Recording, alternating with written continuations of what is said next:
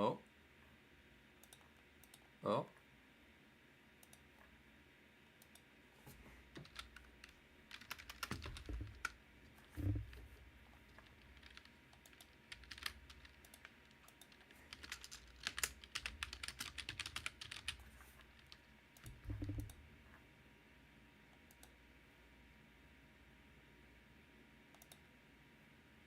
Ayo.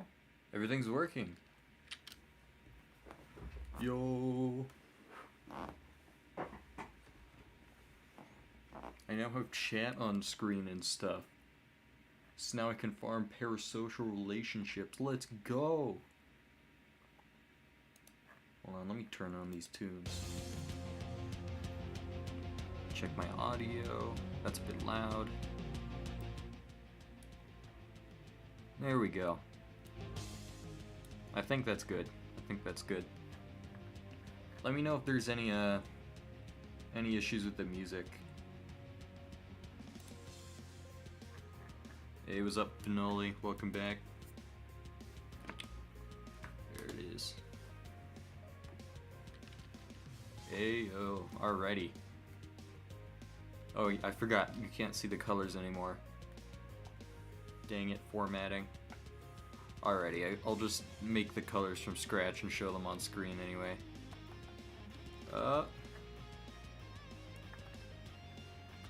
So if I'm not mistaken, the next prompt is...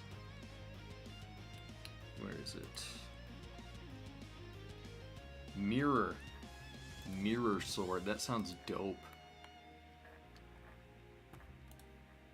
So I brought out the tryhard tablet. I'm gonna try to pump out 12 of these sword drawings, and I want to make them all decent quality.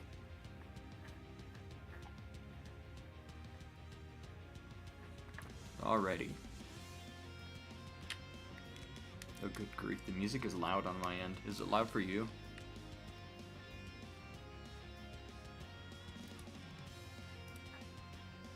I sure hope not. If it's too loud or too quiet, I can adjust it, so let me know. For now, I'm gonna try to use my drawing tablet a bit more. It's been a while since I've used it, so I still need to get used to it again.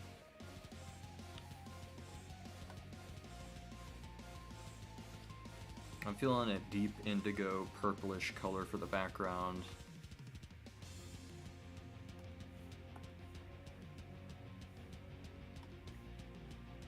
I'm going to use stark white in place of the mirror for now. We can work on the mirror lighting itself a bit later on. Pixel perfect.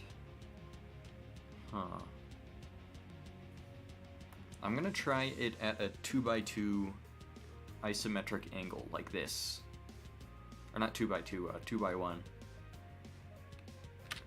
on, I'm going to make a new layer for that.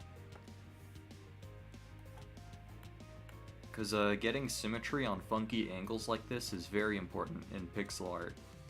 You'll notice that a lot of the best pixel artists on Twitter and whatnot, they like to use funky angles and then just mess around with perspective while still maintaining things like symmetry. Okay, so I'm feeling like a Dark Souls type sword with a funky fuller. So it's gonna have like a weird formation at the base of the blade. Kind of reminds me of this one sword from a very niche browser game from a while back. I think it's called like Age of Legends or Age of Conquest or something. Age of Heroes Conquest, that's what it was.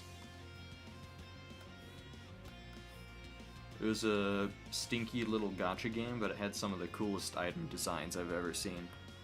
And one of them is called the Spell Shard. I'm not going to do a Spell Shard this time. That would be cool though.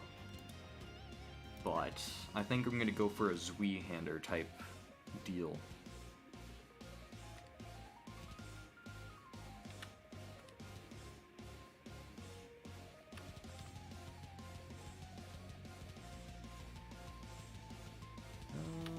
Does that work? If this doesn't work, I'll just adjust the handle later on. Actually, no, that's too wide. That's way too wide. The fuller was going to be different. in my eyes. Like this. We're just gonna construct a little geometric shape here.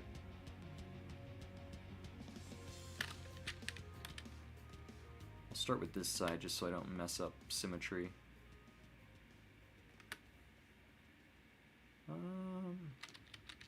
Actually, I'm not liking where that is leading.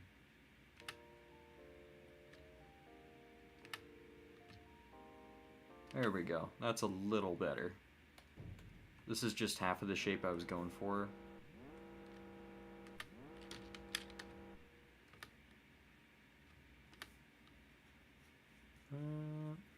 You know, I'm gonna restart on that blade. I do not like this shape in particular. I'll still do the 2x1 strats, or the 1x2 strats.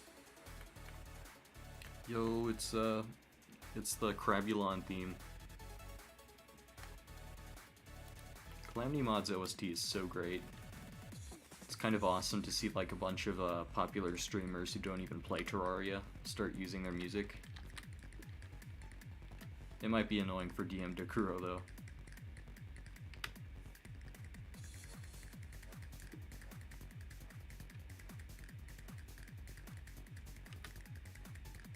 Would be straight down? It's gotta be this way.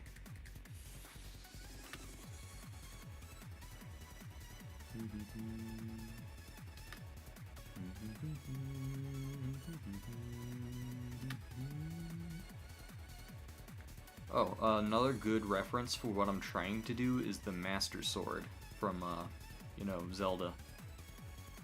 Where it's got like that weird geometric shape in the middle bottom half of the blade. I was gonna try something like that here. Where it's just got like a really weird little shape at the bottom of the blade.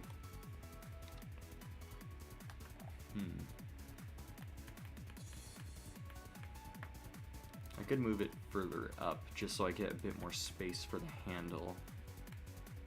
If not, I could increase the canvas size.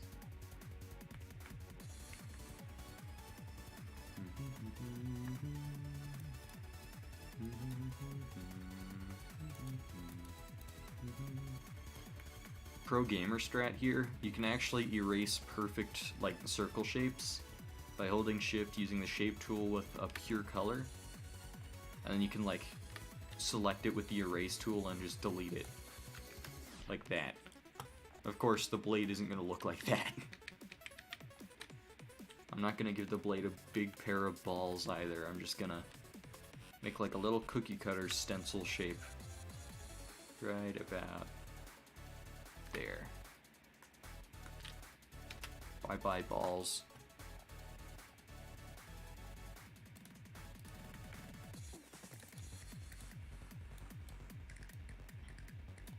Move it a bit up again. So my goal is to put a bunch of ornamentation on it because I'm actually basing this off of the mirror shield from Ocarina of Time. It's not going to be like exactly like the shield in Ocarina of Time, of course. It's going to be its own thing. I'm going to stray away from the colors, but I'm going to keep the motif of reflectiveness. And maybe some of the ornamentation, because it's dope.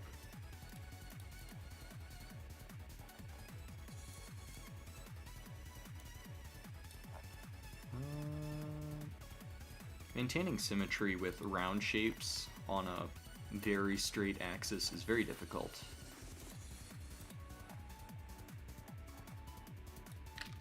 Could be this. Feels a bit too straightforward.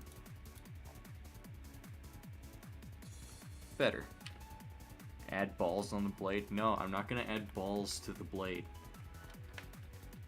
Wait, hold on. I think there's actually one that's like got the theme of berry coming up soon or something like that. Maybe I'll give that one balls. Wait, never mind. That's later. It's called leaf. Never mind. Not berries.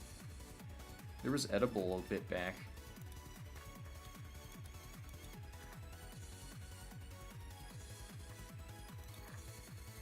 Crap, where'd I put chat? There's the chat. I keep accidentally minimizing chat on my end.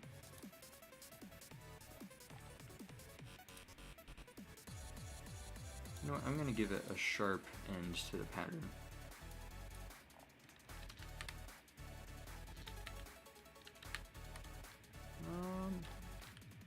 No, I'll take the organic edge. Okay, so now we're gonna just slap on little rectangle here that's gonna connect to the handle.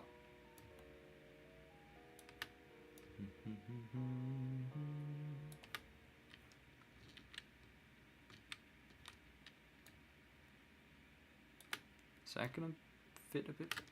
It's like off by 1 pixel. Oh, this is a good one. Oh, it's off by 2 pixels.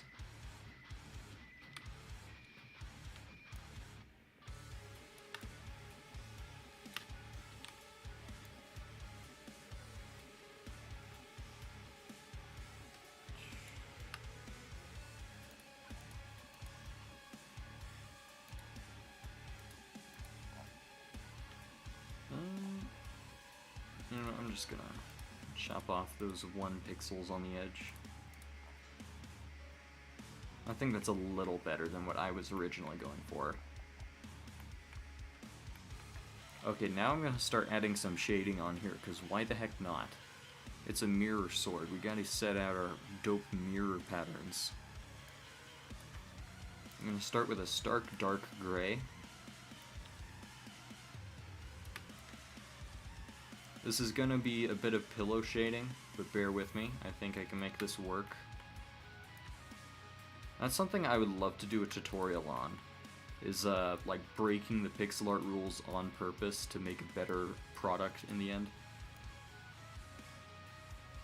Not that I'm like the best person to portray that, but like I feel like that's a lot of things that, or there's like a lot of things that beginner artists are shunned from doing before they can experiment.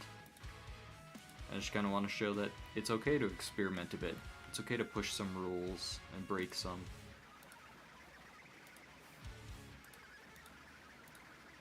Mixels, I don't know if I had that discussion already, but mixels are pretty cool. Oh yeah, I did have that discussion. Never mind, never mind.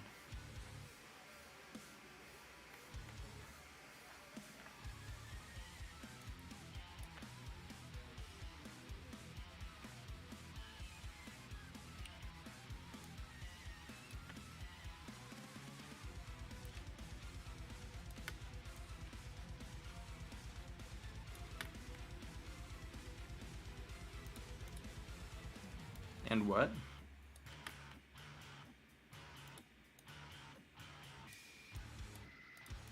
Did I say something or I just forgot to continue it?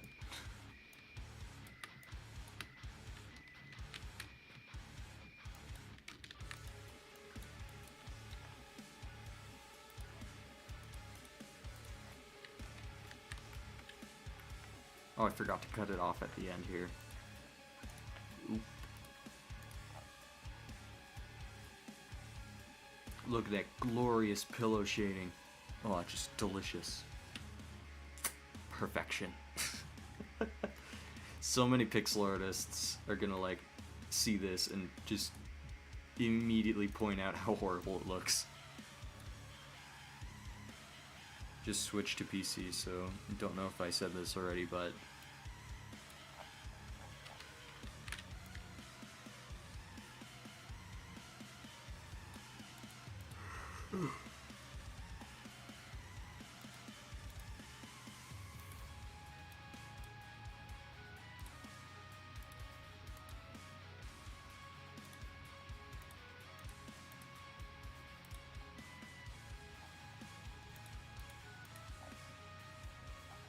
I'm gonna pancake another layer directly on top of that.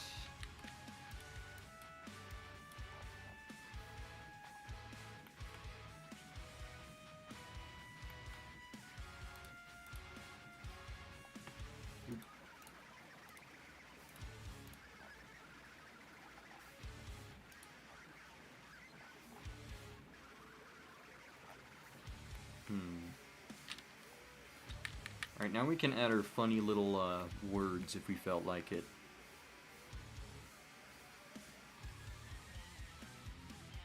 Actually, you know what? I feel like doing something else for mirror, now that I think about it.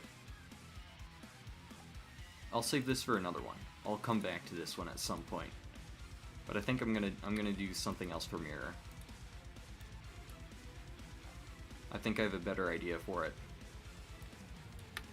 than this, for sure. Alright, I'll just, I won't swap to a new one. I'll create a new frame.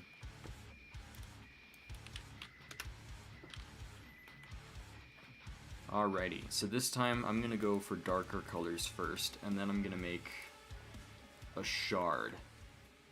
I don't know why I started working on the other one that way. I guess I really wanted to make a mirror shield sword, but I think this idea is gonna be better than that one. The shard. Because I want it to be like an actual mirror sword, and not just a really shiny sword or reflective sword, you know what I mean?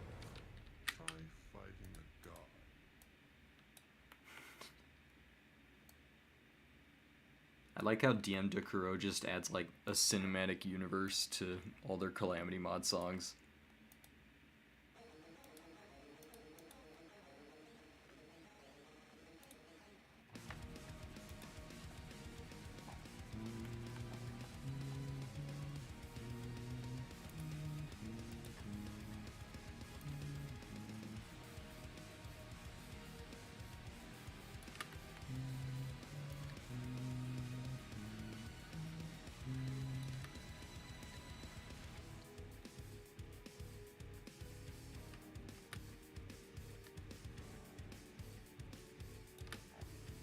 Oh yes, it's gonna be a chunky, wonky boy. I think a lot of people tell beginners artists to look at fundamentals instead of also experimenting a bit, which works until it doesn't because you end up with very generic art style. That was me, honestly. And I can argue that it still is me. I was told by a lot of people to stop doing things like excessively dithering, or experimenting with like other types of dithering, because people would call it banding, people would call it like everything except what I saw it as. And that kind of caused me to develop what I call a computer art style, where I draw like an AI. I don't really draw like a person anymore, because my art style had been permanently, I guess you could say, damaged by other people's opinions on what I should and shouldn't do. Luckily, thankfully, I've recently sort of been breaking past that. But yeah, I feel like that's something a lot of beginner artists can definitely learn from. You're definitely right on that.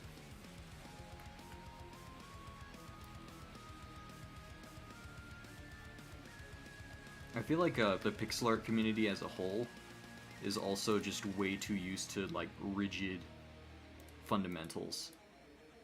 Like instead of trying new things, they just go, oh, that's not really pixel art, or oh, that's not good pixel art because banding, or because noise, or because etc.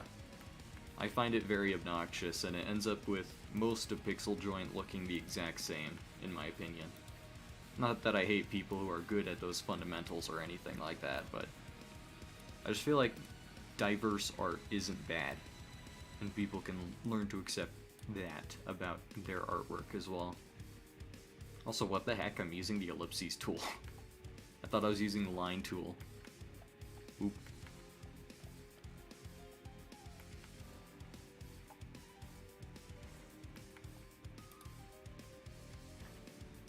Oh, I got an idea. I got an idea. Ooh, ooh. I'm gonna grab my silver colors here. People saying large pixel art isn't pixel art annoys you. Yeah, same. It's the worst. People get so gatekeepy with pixel art to the point where you can literally just like draw anything and say, oh, this is pixel art, and someone will be like, no, no it's not. That's okaki. I feel like that's gonna be what I do in the future at some point. Instead of like making my own content like I am now, I would just like create stupid ideas and experiment until people just have an open mind about this stuff. Because I think that would be a lot of fun, and I've already been doing it in Realm of the Mad God for a bit. I'd love to branch over to pixel art. Sounds kind of weird considering like my whole thing is pixel art and that I don't do it with pixel art. It consists of more than 3 pixels, how dare you. Yeah. What was his name? Was it Naris? There was one person who made this like really dope huge piece of like a knight and I think a flower field with their sword pointed at the viewer. It had like a lot of really thick clusters and very little noise, which I think is really good, honestly. But people kept trashing on it because they said it's not real pixel art. Like, dude, it's like, it absolutely is pixel art. It's hand clustered to the point where it's almost noiseless, and I think that's really cool. Gatekeepers, am I right?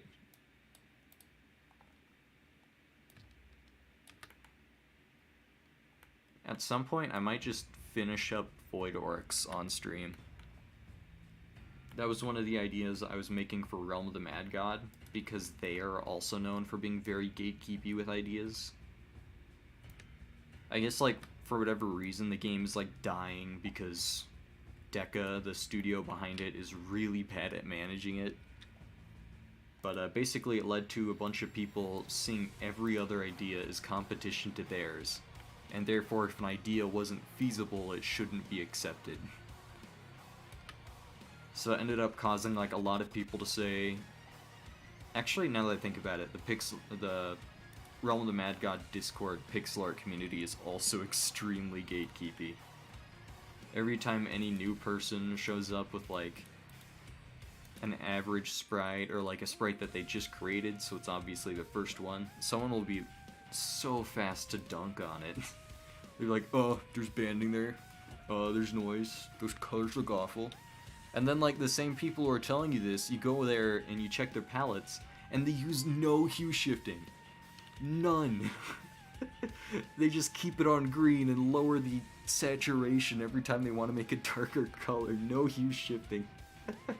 Not to gatekeep the gatekeepers, but like, I feel like people need to know what they're talking about before they just shut down everyone else's ideas. Because it's kind of just not helping anyone. Anyways, I'll probably talk about something else now.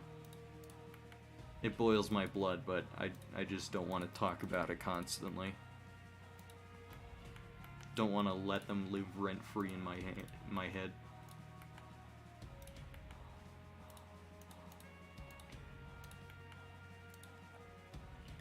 Recently, I've been playing a lot of Devil Daggers. I shouldn't say a lot, I'm like hardly playing it. But like, I barely play games anymore, so playing a game for more than 40 minutes is a lot of time for me. Devil Daggers is really fun. It's like an arcade-style game where like your goal is just to get as far as possible, but it's not like a roguelike per se. Like, there is no God Run, there is no... It's kind of like Binding of Isaac if there was no luck involved, and it's a first-person shooter. The reason you bring up the large pixel art thing is because you saw on Twitter a few months ago, and it really left an impression on you. I think YouTube chat blocks links, so unfortunately you won't be able to show me. But I remember one that was a giant, like just a ginormous giant by a mountain with a ginormous horn through its stomach. It was gorgeous, the colors were amazing, and it was huge, but of course there were people saying, this isn't pixel art. Just because there's really thick clusters like Naris's piece a while back. Funny stuff. I was actually thinking of making a larger Okaki-ish styled pixel art piece sort of like those a while back. I was gonna make it involving Six, which is a Lovecraftian entity I designed a bit ago. I never got around to it. It's set on Discord if I want. Sure, I'll check it out. Go for it.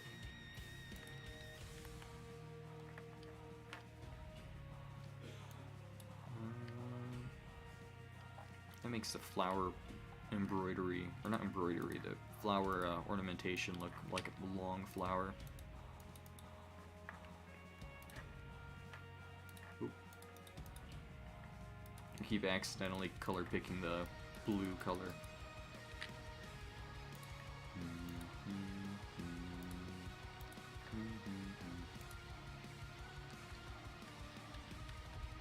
Oh, it's Return to Slime. This is a good song.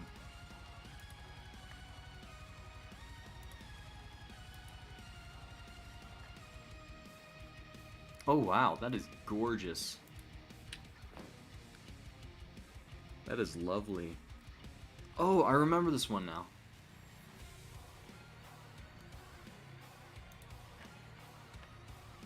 That is beautiful. I'll check out the Twitter post.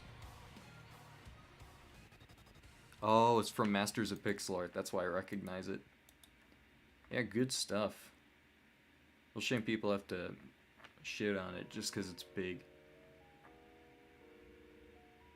The piece you're working on is 442 by 979. I think it's actually... I think you're good. The issue is color counts. If it's like that big and it has like 3,000 colors, then it won't upload because the file is just too big. But if you're using like traditional pixel art color saving techniques like dithering and whatnot, you should be able to upload it very easily. Pixel art's very wonky with what it uploads though. Oh, also if it's animated. It doesn't work if it's animated.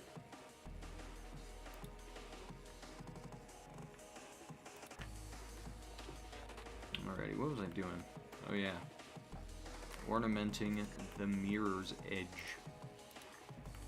Wait a minute, that's a game. That's a game about parkour.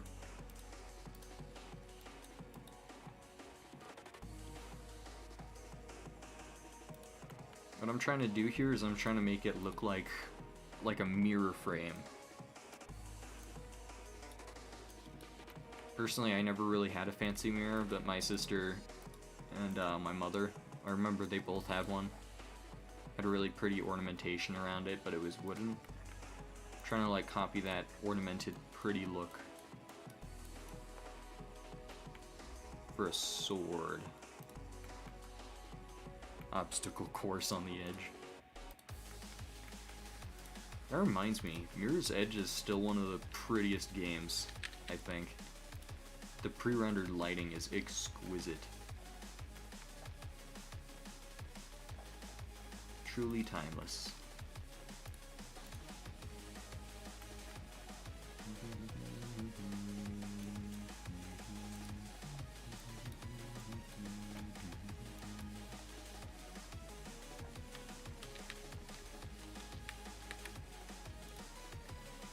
I think you've heard of it, but you've never seen any screenshots, let alone played it. Basically, I don't really know how to explain its aesthetic. It's like very, very modern. I guess you could say like postmodern, where like the buildings are pure white concrete all the way up, and then like there's really bright paint streaks across them and whatnot. It's like the architecture's already pretty like modern impressionist sort of stuff. But with the pre-rendered graphics, it is amazing. I kind of miss when games looked like that. Like, somehow hyper-realistic, but also stylized, to the point where they don't have to be hyper-realistic to be good. I hear the game itself is also really fun. It's a good speedrunning game, that's for sure.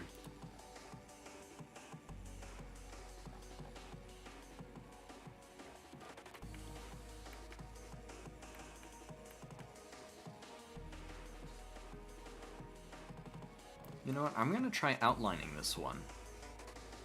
I want to see how just a pure blank outline will look on one of my sprites. It also prevents me from over anti-aliasing like I always do. I'm gonna add a bit more saturation to these. You know, hue shifting's the meta. Continuous.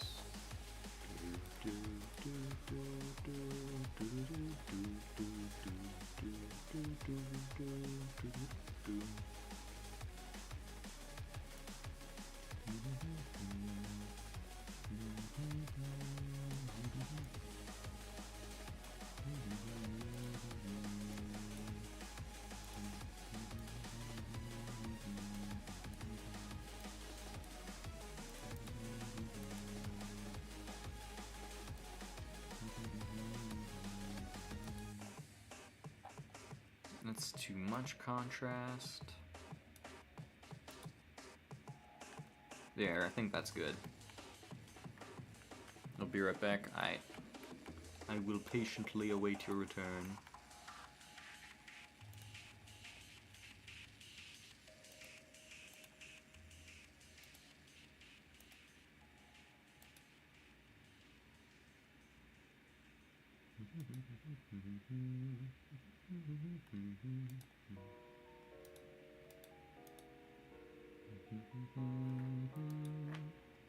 I'm gonna play something other than Calamity Mod music for a second.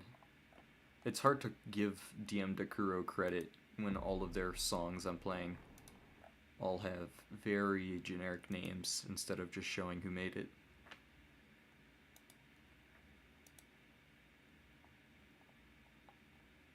I'll try playing some of their other songs, because they have really good songs aside from the Calamity Mod OST.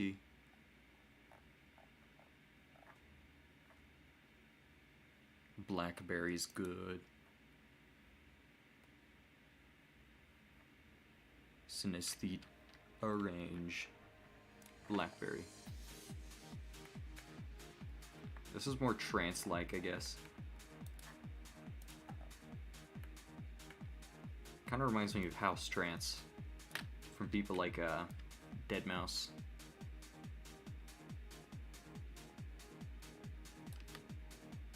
Man, it's been so long since I've heard Deadmau5 in the mainstream.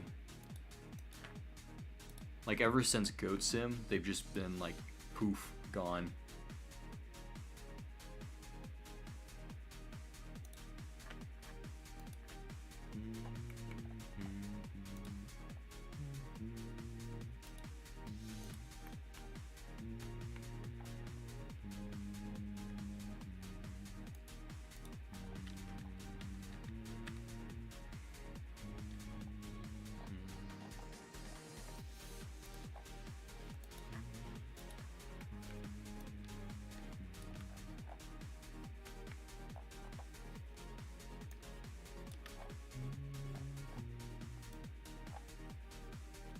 Shinies. Okay, now I can actually put some, I don't want to say anti-alias, but like a mid-tone.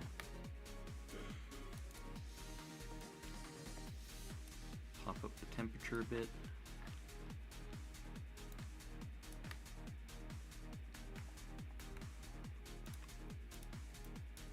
This is how we make the shiny bits fit in a bit better.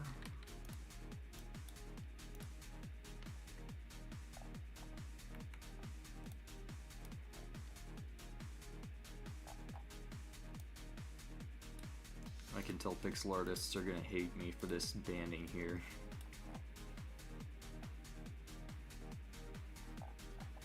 I think it looks nice. It accentuates the grooves. Like, the issue with banding is it makes things look round, or it makes things look really mathematical, to the point where it just kind of looks a bit gross, I think. That's what people take issue with, I mean.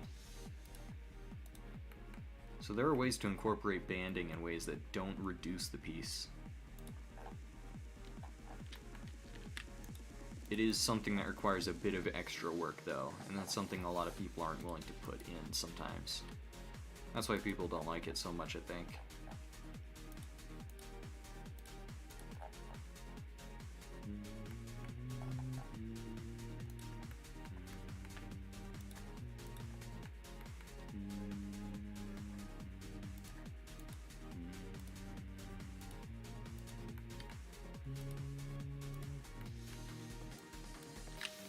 Oh, that's a square tool.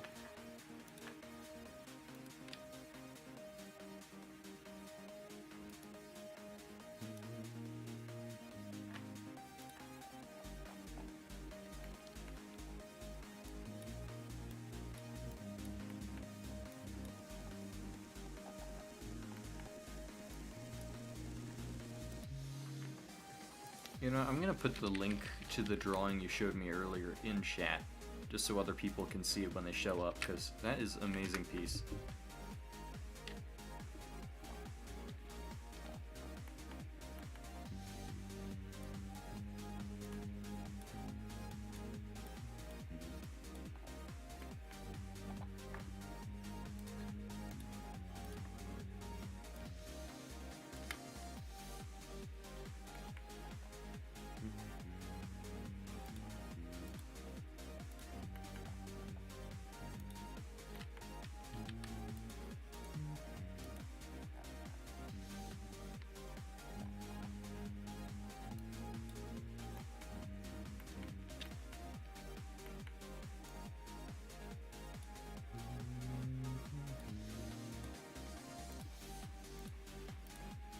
I think I used this song in my pixel art versus Ace of Pride versus Pick video a really long time ago. Still just as good as ever, if not better.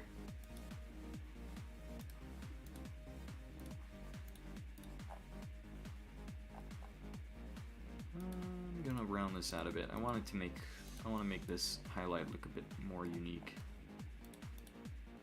Try dotting a little white bit there.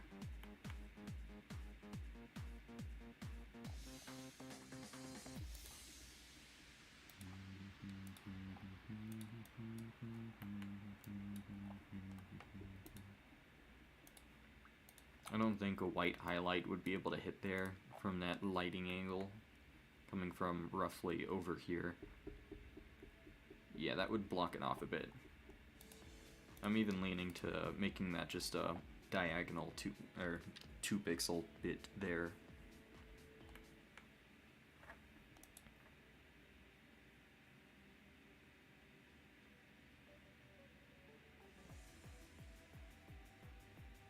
Wait, no, the one I used in my original video was Way of the Samurai, I think. I think it's also from the Blackberry album, though.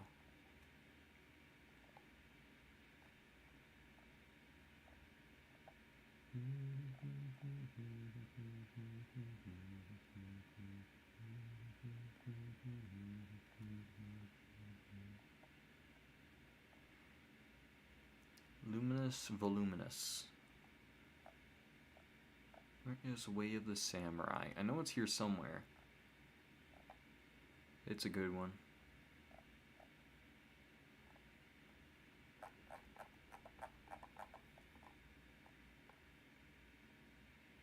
Mountain, shore. Where to go?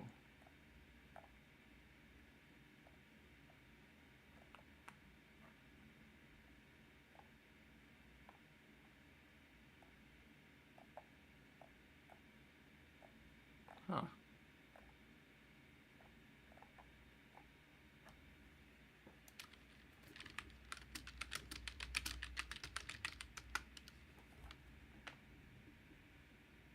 Oh yeah, but it is there. I just missed it.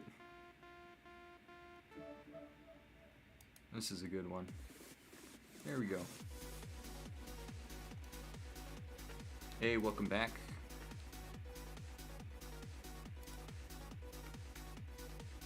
This song reminds me of what's it called? Mega Man ZX on the Nintendo DS.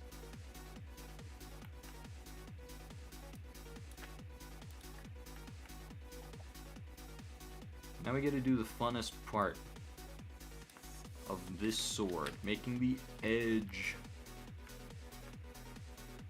Is the stream delay a little large? I don't think it is. I'm just like I keep forgetting to check chat when I minimize it and go to my other tabs for like switching music and stuff. I don't think there's too much of a big delay. There might be like a 30-second one, but don't know what I can do about that, unfortunately.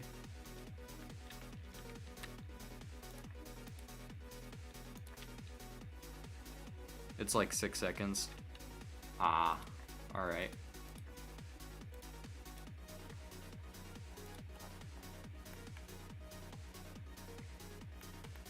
Alrighty.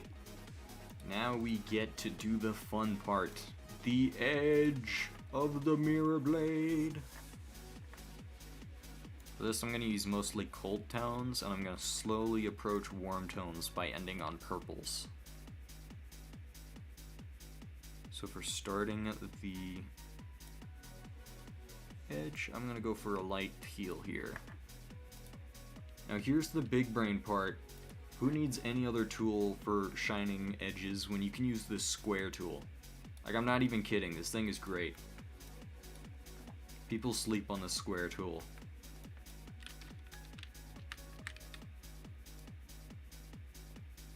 Oh. It's just like very fast and efficient. never use the square tool. I never did either until I started doing pebbling clusters on, what was it called? It was on... what was it called? Aether Sky Isles. I found out that the, like the definitely unconventional tools like Square Tool are oddly enough pretty good at what they do. Like you can use them as like a shortcut in shining things up, sort of like this. And it also really helps with clusters, because you need a 2x2 cluster, easy, you just like add a color, bam. Use different sized pencils. That's true, that's true. I'm kind of half joking when I say I use the square tool, but like, it's more like a shortcut kind of thing, rather than like a main tool or something.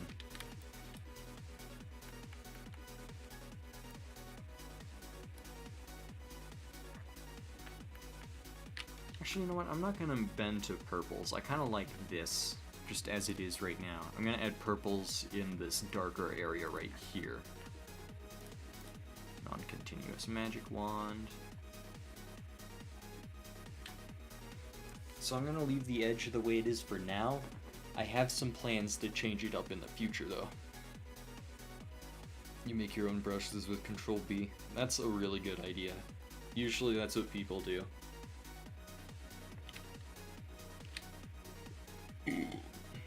Burp.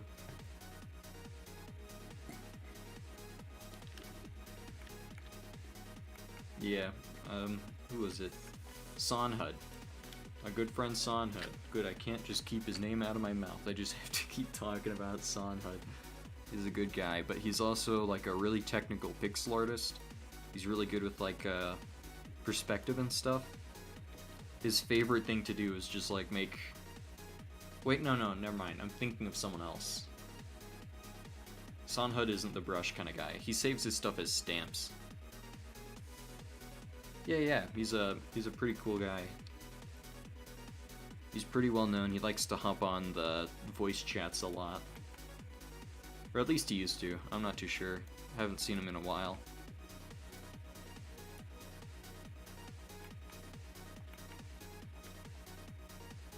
You know what? Screw it. I'm using magenta. Why? I don't know. Just kind of wanna. I'm gonna make some cracks. I'm gonna make sure the magenta cracks are always facing this direction, because only those would be able to catch the light this way. Because, funnily enough, mirrors are actually somewhat conductive of light when damaged. So rather than, like, reflecting the light away, they can, like, absorb the light and pull it down to the nearest crack openings.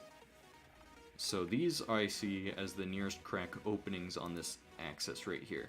So assuming the light is coming down like this, whoops, like this, it would only light up these areas that are cracked in this particular way. Oh, I just misclicked.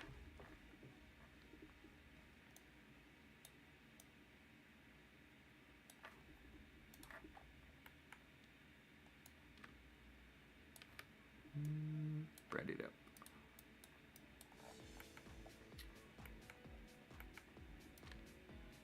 Like, crystal physics and glass light physics are some of the most fun things to study. They can be incredibly difficult and some of the most technical stuff you can do in any art at all, I think. Sometimes, like, I think human skin is the most complex thing right now, but it's definitely really difficult, but it's very, very fun. It gets you to think more, like, three-dimensionally, if that makes sense. Because, like, usually, not saying that people don't already think three-dimensionally, but, like, it's like an increase almost. It's really fun. I love it. I grew up in a family of geologists. Like, my dad and my grandfather really liked geology. So they wouldn't stop telling me all about it when I grew up. They love their crystal light physics. You know what? I think it's time for some Anamanaguchi.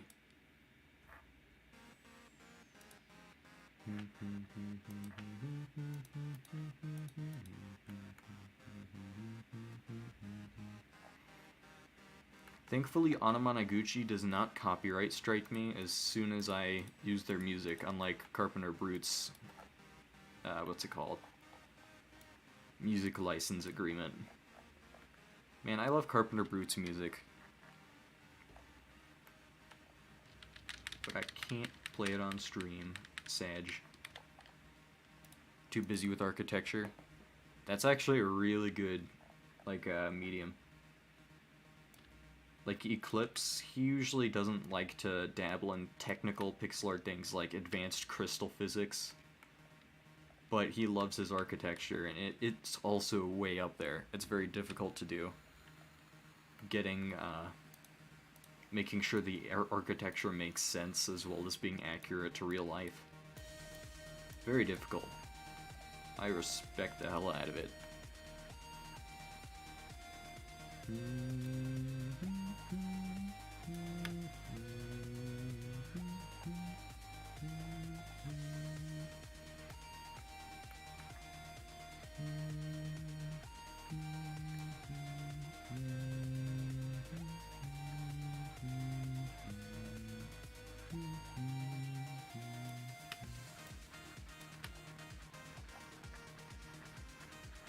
You know what? I'm gonna make just this chip right there is missing. Screw it. Missing chip of mirror.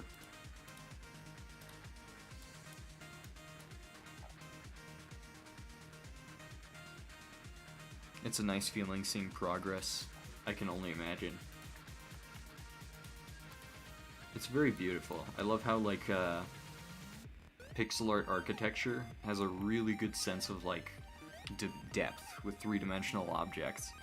Like, you can count the bricks in a building's wall, or you could, like, count the windows on a giant skyscraper. It's gorgeous. I love it.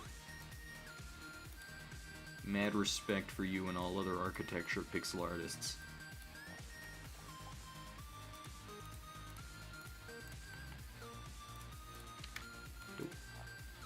Crap, I'm over anti-aliasing again. No, my greatest weakness, anti-aliasing.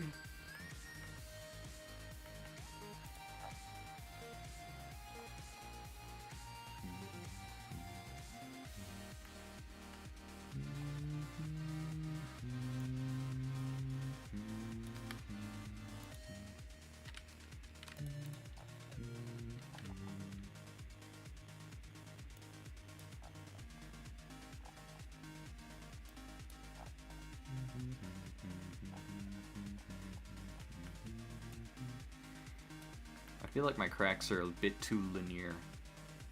I need to start making them jankier.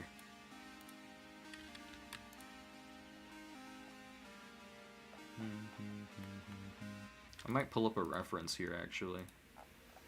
Normally I'm of the philosophy of not using references, because I just like to download everything in my brain hole. Jaggy cracks. Aw, yeah. About to break the crap out of my mother's back.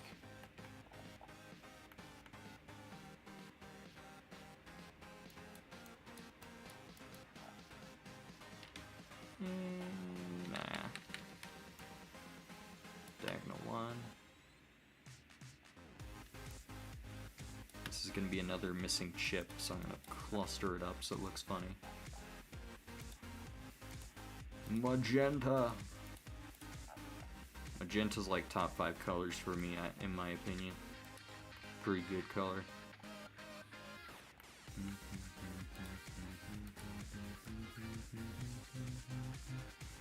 My role is go outside and say out loud, wow, that building looks cool, and your brain turns it into an image in your head. That's pretty cool. There's a lot of artists that can do that. I feel like that almost it's hard to explain, but like once you become an artist of some kind of caliber, you can like start to see things in real life where you're like, I could do that. Like, you see a brick and you're like, oh, the clusters on that brick look so great. Or you can look at like a window and just be like, oh my gosh, the form of that window, I could sketch that on paper right now. It's kind of cool, because like, once you're an artist, you can just like look at the world in a completely different way that most other people will never even witness. It's like, I'm trying to think. I've heard this thing happen with like big YouTubers, where as soon as they become YouTubers, they can start seeing content in real life everywhere they look. It's kind of like that, but for artists, and a little bit less socially agonizing. Fun stuff. Huh.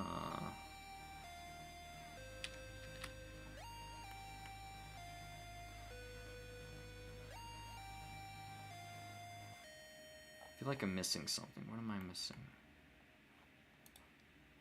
The cracks? You know what, I'm gonna restart on the cracks. I'm just gonna mash Control Z until I have new stuff to do. Okay, I'm gonna make all the lines super janky now. I do not want... Actually, I'll even undo these. I'm gonna leave those as the linear lines. Take that color.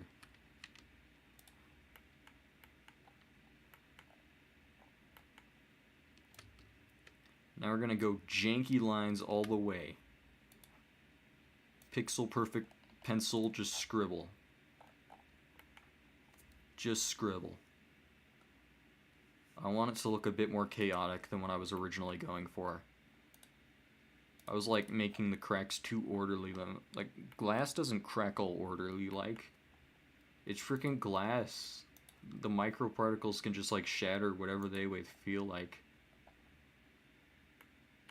A while ago you were trying to get into regular digital art with the help of Meme, and he told you to try to observe more, but each time you did, the pixel art affected your brain, tries to convert it all. Yeah. Something I recommend for digital art is actually painting in real life, because it involves a lot of like the same processes of like strokes and whatnot. Yeah, I feel ya, I feel ya. It's like Midas, but with pixels. You just start touching everything, you're like, wait, this is pixels.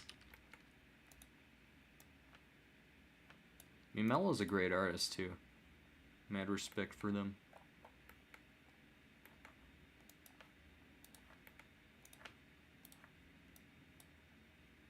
My first experience with Me Mello was after I created Journey, a drawing.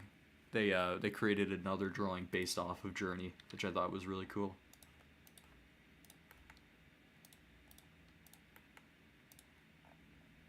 I never really got to talk about this all that much, but like being an older pixel art user, it's kind of just very, very weird and surreal to start seeing all the people I followed earlier on in their career, because I thought that they would grow to become massive good artists, and then they do.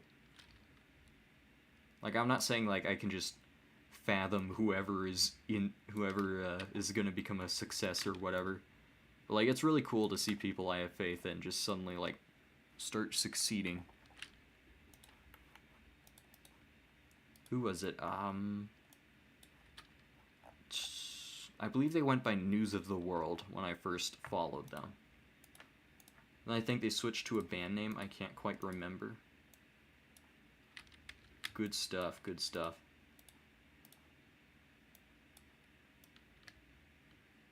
I still can't help but feel like, because of my stuff, or not stuff, because of my influence on the pixel art community, I've like indirectly helped create artists that will be better than I will ever be. I think that's kind of beautiful. Like, yeah, I'm probably not going to be successful, but at least five of the people I know will probably become more successful than me. That's pretty cool. That's pretty cool. Okay, the dithering is poisoning my brain. I can't just slap dithering on everything. I have to come up with real problem-solving answers. But a little dithering is okay. Just a bit of dithering.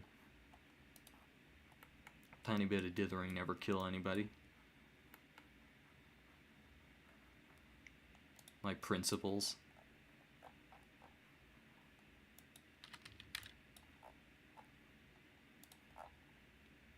I have to like fight my will to just like anti-alias and dither everything.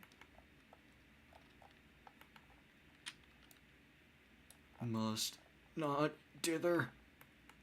Must not Dimitri dither. Oh, my disciples. I misread that. They are my disciples, my children, my proteges, my pupils. I'm not gonna take their success for my own, but it's just it's cool. It's hard to explain. I know I'm not a father or anything, but it feels like having a kid and watching them succeed. It's like, oh, I know that person, and they're doing good. I'm proud of them. It takes a strong man to not dither every line they draw. I am not a strong man. I am just trying really hard. I have to fight the urge non-stop to dither. It is so difficult.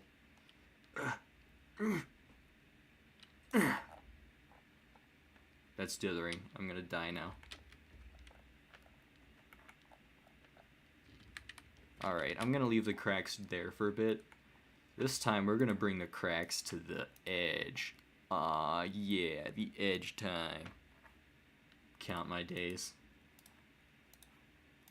Your days of dithering are over, old man.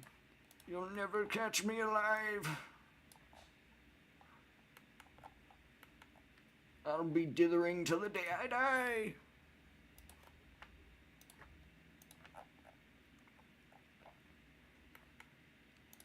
I still find it funny that, like, being 18 on pixel art is... you're, like, viewed as an ancient old fart now.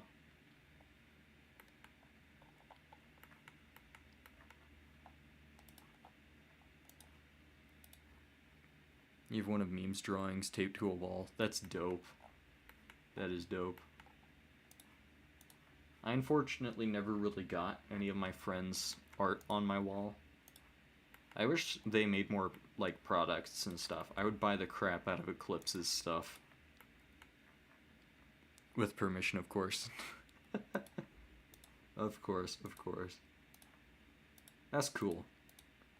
A really long time ago, back when I started, like, making my own products on pixel art, they never succeeded, of course, but, like, I had this plan to just start buying a ton of people's art and putting it on my wall. I was gonna, like, have the wall of pixel art, like pixel artist, pixel art from pixelart.com. I was thinking of getting some Flaya stuff, but I'm gonna be honest, I just became broke. I just lost all my money, so my dreams of making a wall of pixel art that I liked was gone. And now all I have is one of my own drawings, which makes me feel like I have a ginormous ego. Like, yes, this is my favorite piece of mine. Some may call it shallow and pedantic, but I think it is a masterpiece. Not that, like, having your own art on your wall is a bad thing or anything. I just kind of find it funny. Buy Flaya's stuff, become hopeless, or become homeless. Yeah, man, the broke pipeline from pixel art. It's a scary one. Like, I bought one pixel art shirt, and then I got asbestos poisoning. Beware the pipeline.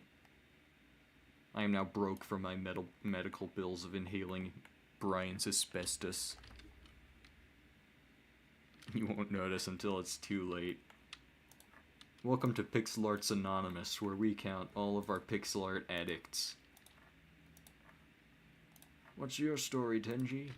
You see, I learned about this thing called anti-aliasing and dithering, and it was only downhill from there.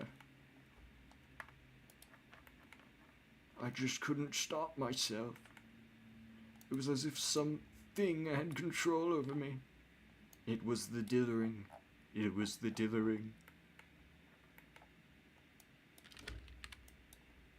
Sir, why do you have like 50 paintings of, or why do you have 50 prints of pixel art on your wall?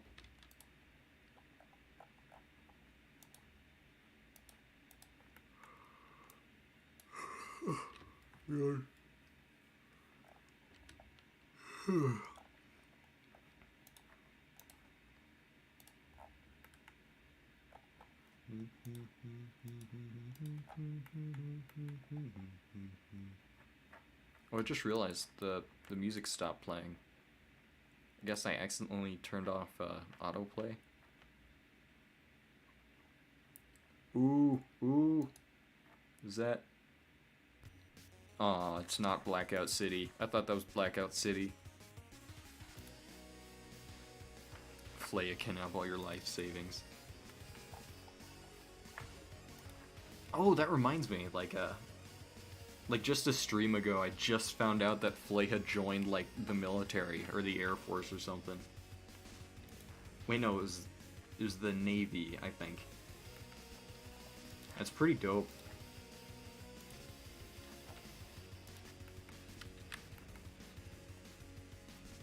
I forgot there's, like, these 3 pixels of color up here I never used. They're just there. The Navy, yeah. Kinda happy for them.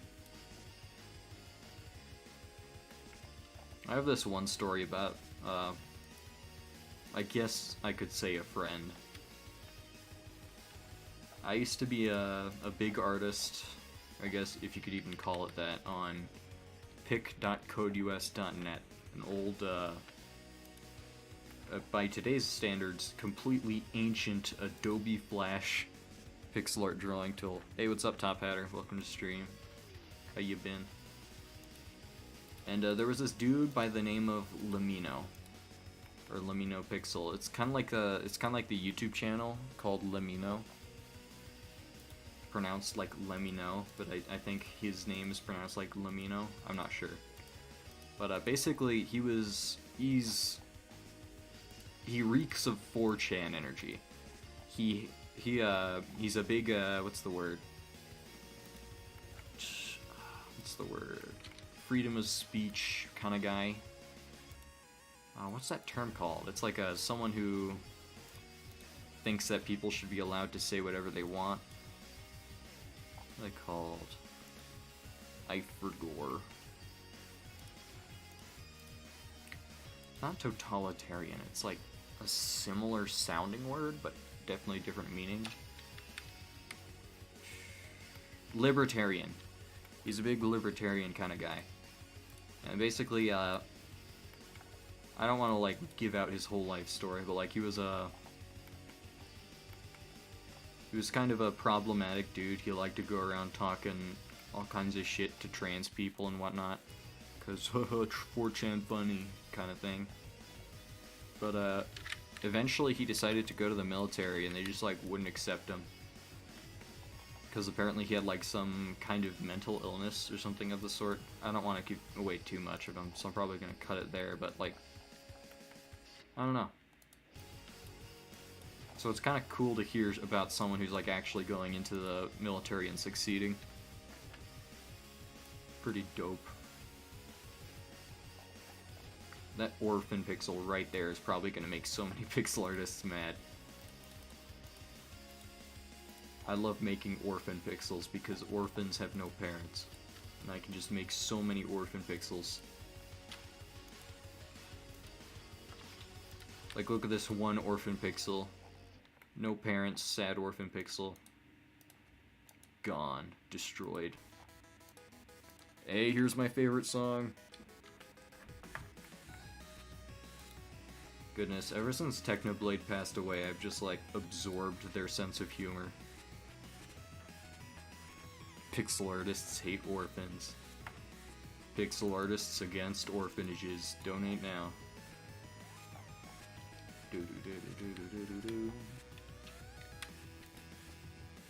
Goodness, I really hope Anamanaguchi doesn't copyright claim me. because I freaking love their music. I want to share it with all of you because it's dope.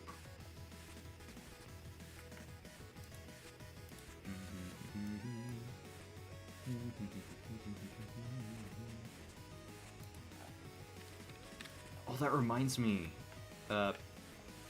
You guys know how PETA is like garbage, right? Like, everybody knows that PETA sucks and whatnot. They kill animals and everything. I saw this one tweet, because for whatever reason, PETA, they have like this automatic setup.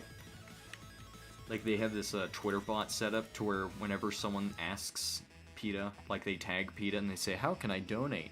they automatically respond with a link. Like the millisecond you post it. Someone decided to just troll them, and he was like, "I'm gonna burn 20 pandas alive if you respond to this. Hashtag donate." And then they're like, "This is how you donate." Everyone loves to troll PETA. It's so easy. So easy.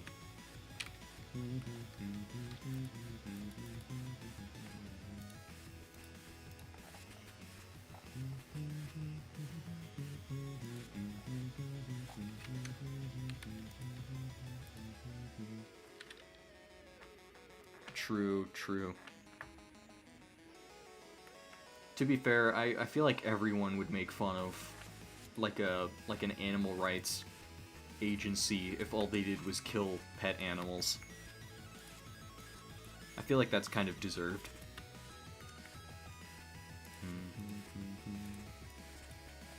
I'm banding so hard right now. Look at this banding. Oh, beautiful banding. For those wondering, I am doing this banding because it's supposed to be the reflection of the silver frame. All the homies love banding. Unless you're in the Pixel Art server, in that case, screw you. Or not Pixel Art server, I mean Realm of the Mad God Ideas Discord server. Sorry, pixel artists, I'm not talking about you. Realm of the Mad God Discords are so pretentious with their pixel art. I hate it. What does banding mean? I'll show you in just a sec. So basically, banding is when you layer a bunch of 1 pixel wide, typically 1 pixel wide, shadings next to each other. So for example, over here, I'm gonna grab this color, the white, and this color. This pixel sandwich right here is what people call banding, because it goes in layers, like 1, 2, 3. If you use this in the context of lighting one specific object, like let's say a sphere, this also works for lighting this way, where people think that because it's lit in this certain way, where you just keep drawing circles around one light source, it is inherently worse shading. And that's because it looks like all the lighting values are the exact same width, so it ends up looking like, I don't know how else to say this, like an early 2000s CGI sphere. You know, where like all the layers are like the exact same length in terms of that kind of stuff. Here's like a super banded sphere. Some people think that this banding system is just objectively bad, so whenever they see anyone use banding in anything, most pixel artists will say, "Hey, that's banding, you should get rid of that." However, it's not always bad. Not always bad. So for example, like right here, I am using thick banding to conjoin these two lines together, and that's because this is actually a reflective surface on a fixed perspective. So at this perspective, it would be like this metallic frame is continuing behind the mirror, and therefore this banding is actually a very geometrically correct continuation of the form of the frame. Science rules. You think back in the day they did banding because CRT TVs would blur the pixels? True.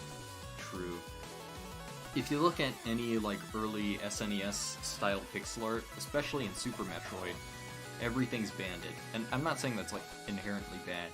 Because back then they didn't really know any better.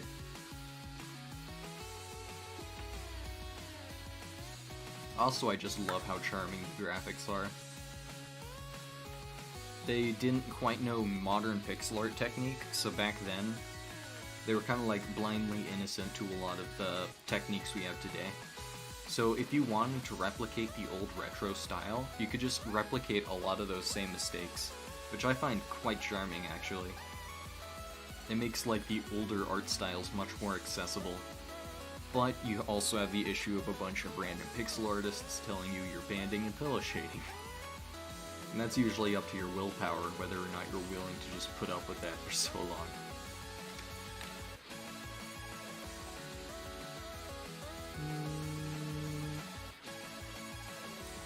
I want to band all the way. Chips on top implies that it's shattering out from there. The chips on bottom imply that it cracked from the bottom. You know, I think these 2 pixels right there are good.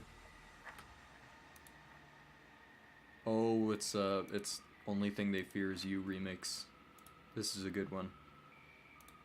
Wait, crap, I just realized, no, I'm gonna get copyright striked. No. You're banding nerd emoji. I feel you. I keep forgetting I can't just play any music I want because officially licensed music is like the fastest one to get content ID'd.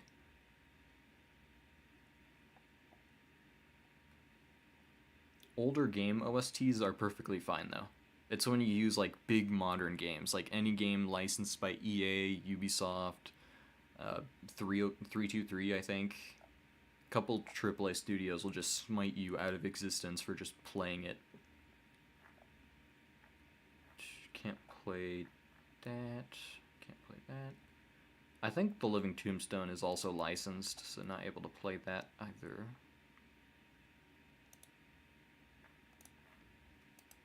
Just a sec, I need to grab some good music.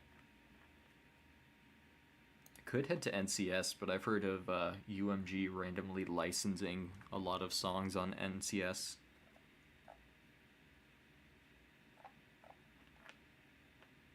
Astrophysics time. There we go.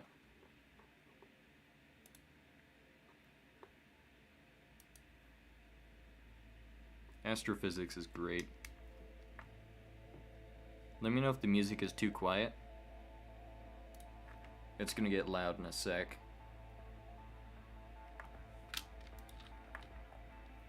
It's like breakcore with like hints of what's it called? I wouldn't say synthwave.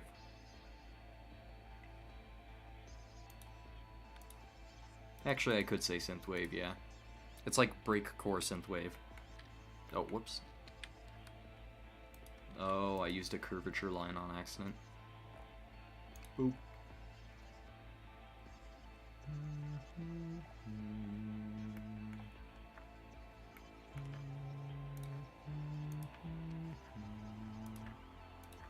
Alright, now I'm going to continue the ornamentation on the outside. So this is going to be further back, behind the first layer of ornamentation. This is going to be like vines and flowers and whatnot. But it's hidden from the light because of the thickness of the frame. So it's a long flower here. Oops. Should pull out the line tool.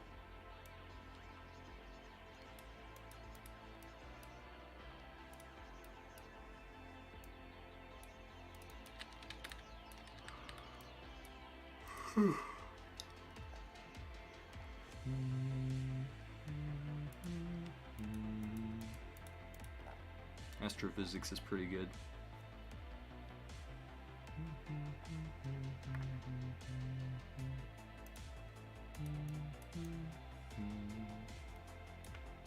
Hold on, I think I messed something up in that little ornamentation there. There should be a longer nodule right there, and then one flower bud right here. Large flower bud.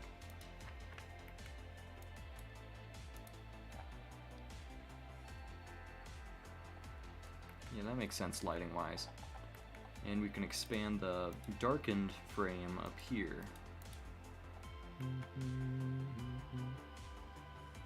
Actually, I kind of like that this frame up here doesn't have anything, so I might just make like a leaf pattern right here.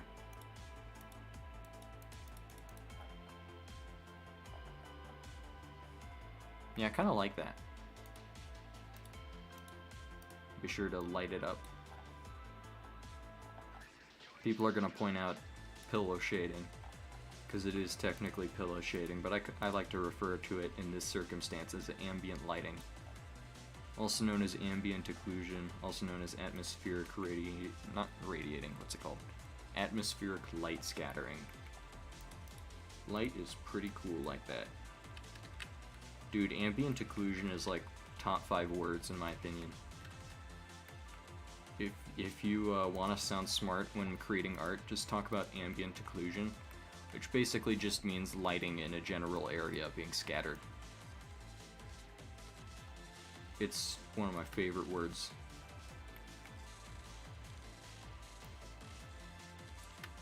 I miss using Blender, because I used to say Boolean modifier all the time just because it was another funny word. Boolean modifier. That's also up there, top 5 word. I'm gonna chop off just a bit there. Kind of like the flat edge there. Ooh, I know what to do here.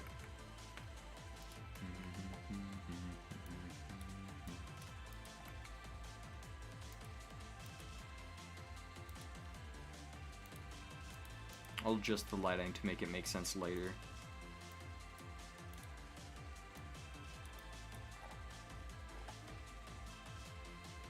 Look at that 3D-ness.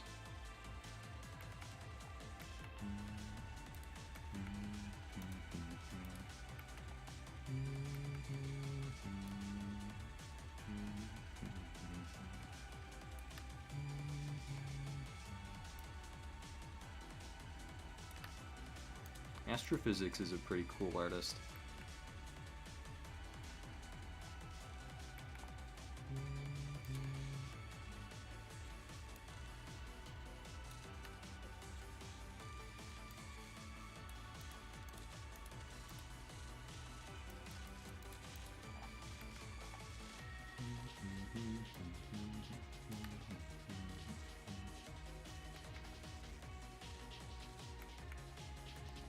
I'll chisel out more ornamentation shapes, but I like this general shape of the handle.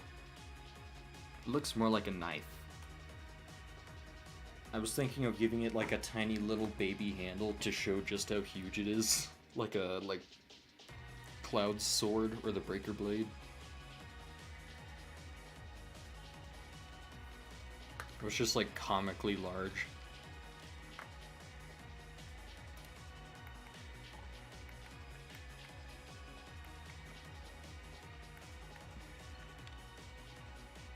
Dragon Slayer from Berserk.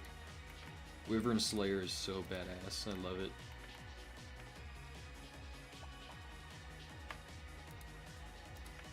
I still can't wait for the new Berserk, it's called new Berserk volumes to come out. Cause his team, even though what was his name? Miura, not Kamura. Although Miura passed away, unfortunately, his team, he's been training for them for a long while to replicate his style perfectly and to continue his writing. Berserk is finally going to be able to continue after, like, was it almost 2-3 years?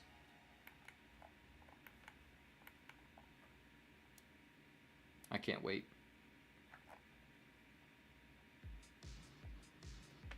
Oh, for a second I thought it was playing Undertale music.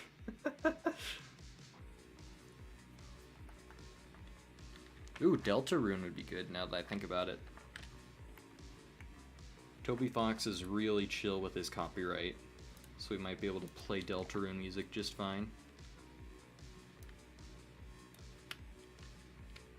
I remember seeing it on Twitter where he recently added, what was it, Undertale to his content ID system on YouTube, just that way other people wouldn't steal his license. Because like some people, they like to just take licenses of unlicensed songs and say they own them. Yeah, Deltarune Chapter 2's OST, freaking amazing. I love it so much. Digital World, oh my gosh. So freaking good. I love it.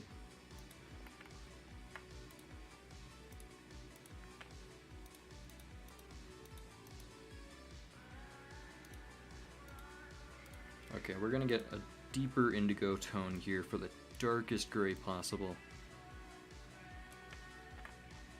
in our color palette. I'm gonna darken it even more, add a bit more saturation, because the indigo already naturally darkens it.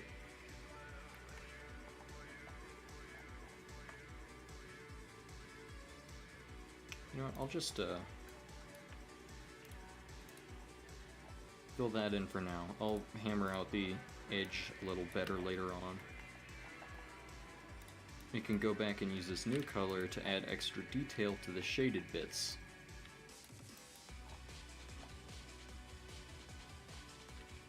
Actually, I kind of like that one without detail.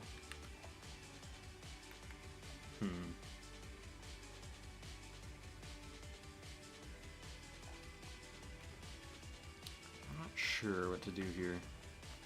You know what, I'm gonna brighten it up just to lower the contrast a bit. There we go, that looks a bit more like an ambient occluded shade.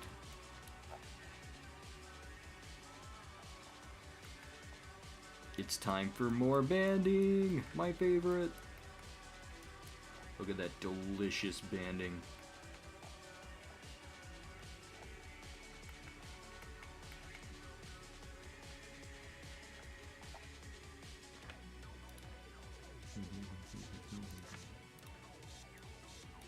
What was I saying? Oh yeah, Toby Fox and copyright. Toby Fox said he added like Deltarune and Undertale music to the content ID system just so no one else would be able to steal it illegally. But you can still play his music in any of your videos with like free use rules, of course. But like, he's very chill about it.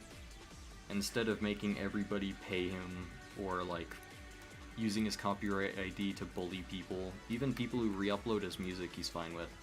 It's just so that people don't like pretend that they own the music and copyright strike other people, which I find very chill.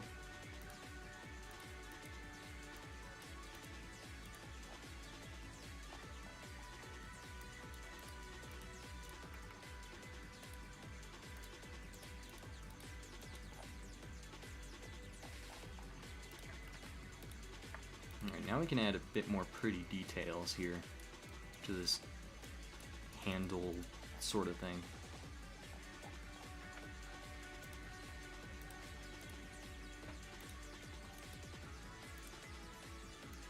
Just a pinch of highlight.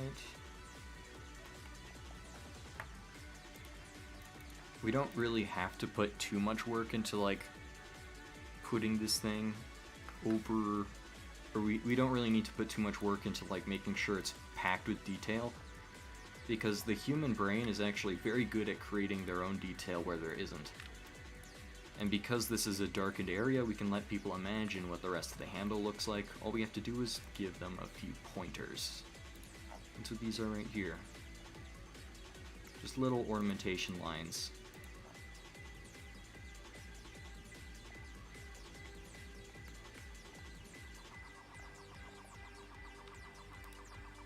This actually reminds me, I can put a reflection here if I felt like it. More banding! Let's go!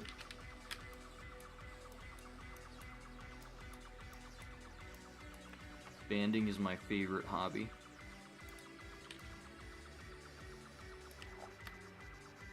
Aw, yeah, banding.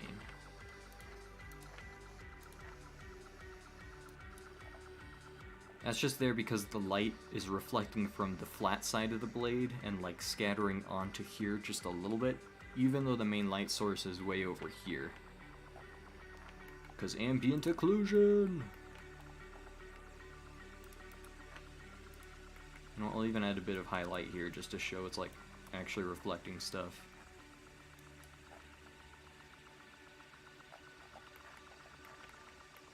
I'll make the highlight fall a little closer up here.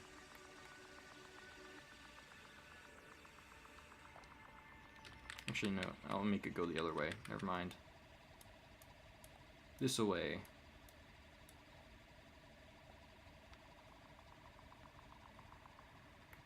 Light of objects bounce onto other objects. I know, right? Just so freaking satisfying.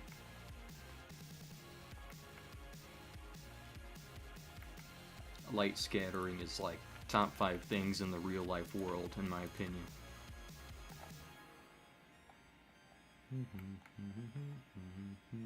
Oh crap, this is Turk Carpenter Brute! No, no, no, panic! Panic! I can't play this, I'll get copyright striked. Oh no, and it's Turbo Killer 2, no. It might be too late for the VOD already, oh no. Oh no. Last time I got copyright striked for just one song. It's even in my recommended feed. Oh, that's scary. Freaking UMG. If UMG were a person, I would shatter their knees with a sledgehammer. They are the worst. Actual worst.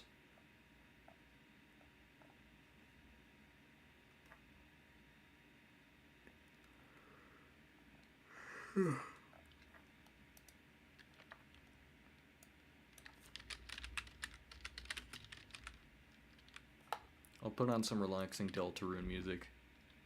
Because at least Toby Fox isn't gonna smash my balls in as soon as they find out I'm using their music.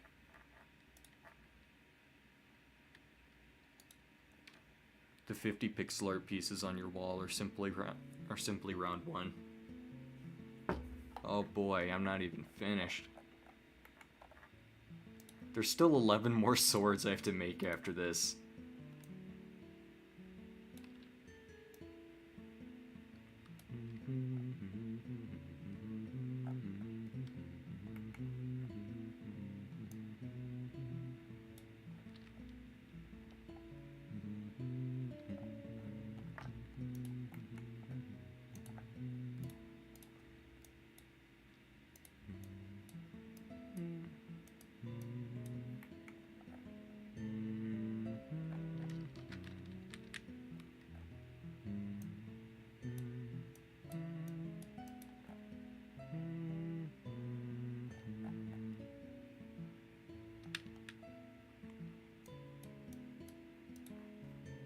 Dude, the motifs in, like, the Undertale series, definitely some, like, the best work in all of music fiction. So freaking good.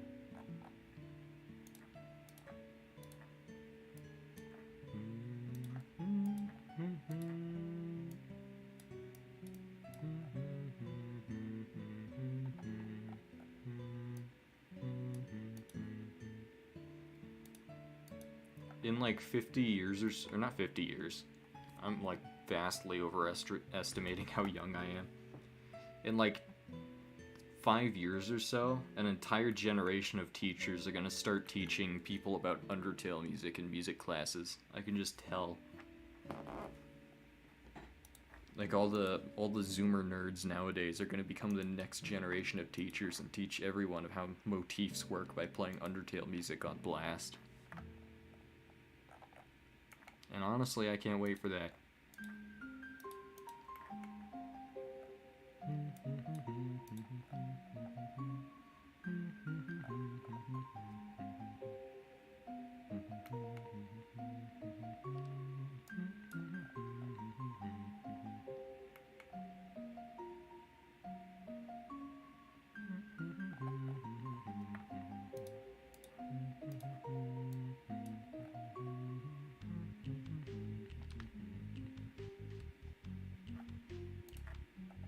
Alright, now we can start adding some highlight onto this bit right here. Can't believe I didn't do it before. I'm gonna just put a spaced 1 pixel just to imply that there's some sort of notch or dent right here. It also gives a decent highlight to the reflection. I'll never forget the gleam, don't you worry. I just need to make the handle first. I'll go for like a gray-brown, warm gray-brown. Darken it a bit. There we go. That's a nice cherry color.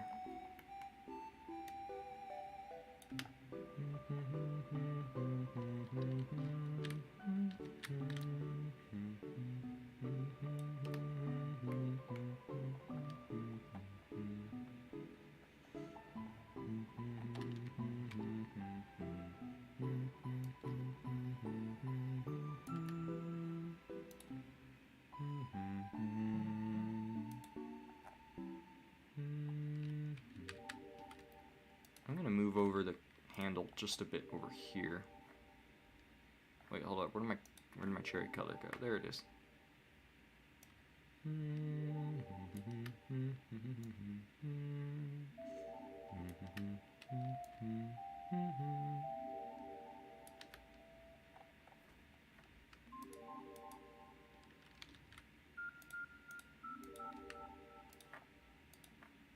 Fill in this handle a bit. Ah, my eye. Ow.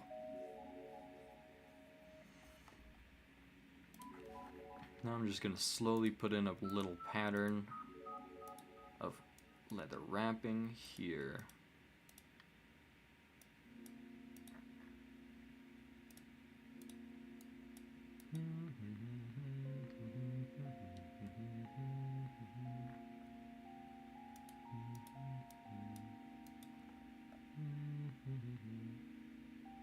I think I did that unevenly. Hold on, I'm gonna do it again, but on consistent parts and bits.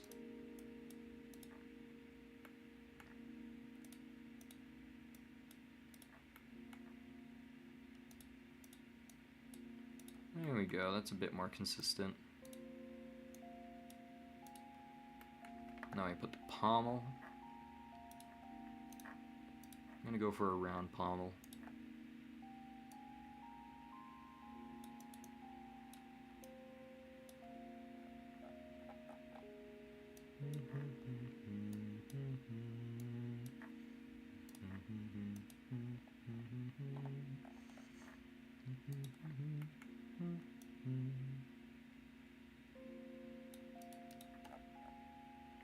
So fun thing about the pommel of a sword is it's supposed to serve as a counterweight.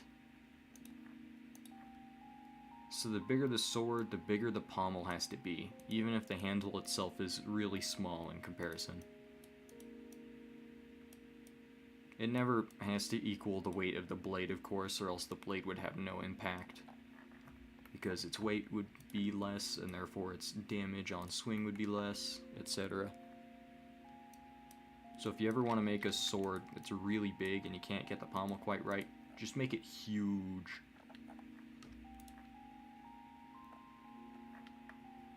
Or you can make it not have a pommel at all, sort of like the Wyvern Slayer. I'm trying to think, there's another important sword in fiction that doesn't have one. What was it called? Oh yeah, Cloud Sword.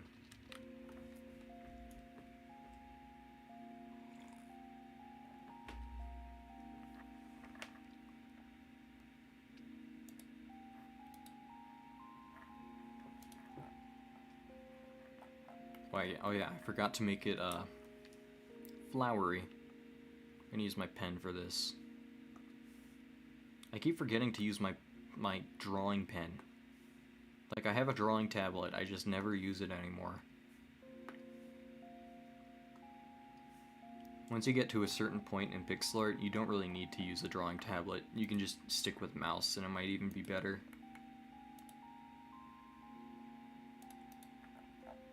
Oh, that reminds me. trackpad artists. Holy crap, trackpad artists. Freaking insane.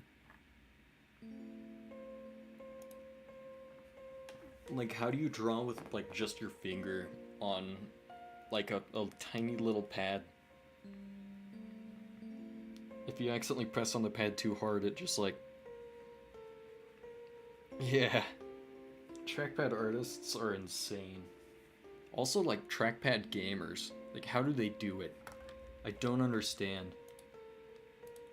I saw this video of, like, a grandpa. He was, like, a very old dude, clearly in his 50s or so. Maybe, like, late 40s, maybe. I think he was in, like, late 50s, I think. But, like, he was playing Elden Ring on a trackpad. Wait, I think I already said that, didn't I?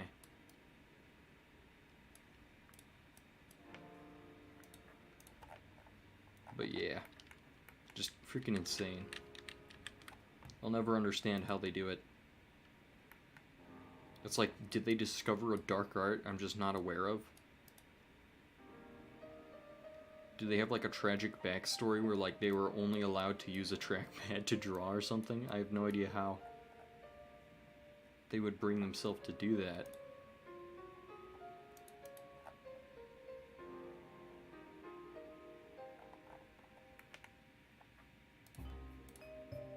Can expand the flower petals in clustered directions. I'm gonna round them out so they aren't sharp looking. They learn to draw on a trackpad using the power of friendship.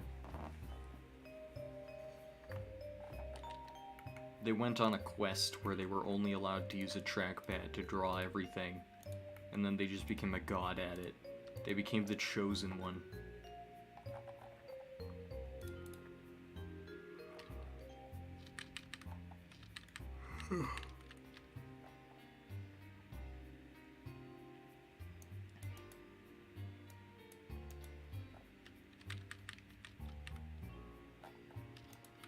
Nope. I accidentally press Z.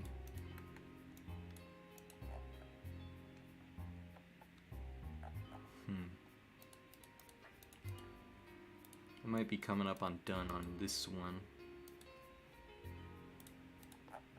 I'm just trying to speedrun a flower looking handle. I'm actually going to move it up 1 pixel just so I have room for this handle. Literally took up all of the 100 by 100 canvas.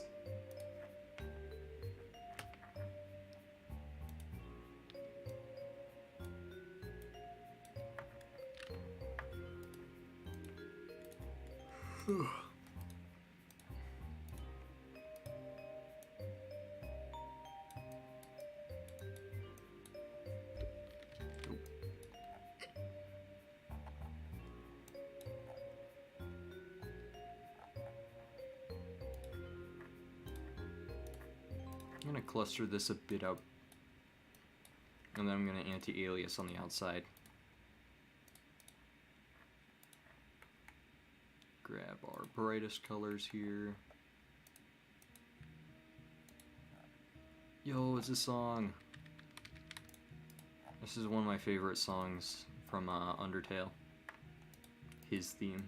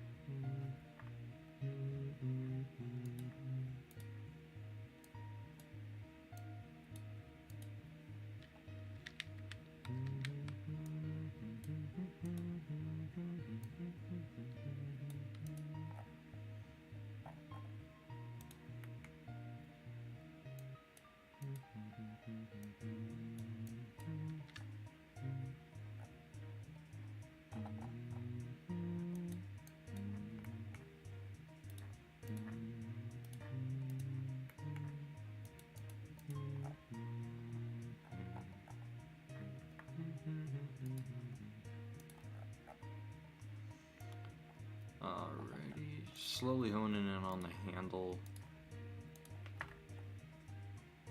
You know what, I'm gonna try something else. I'm gonna try higher contrast, less similar colors for the highlights.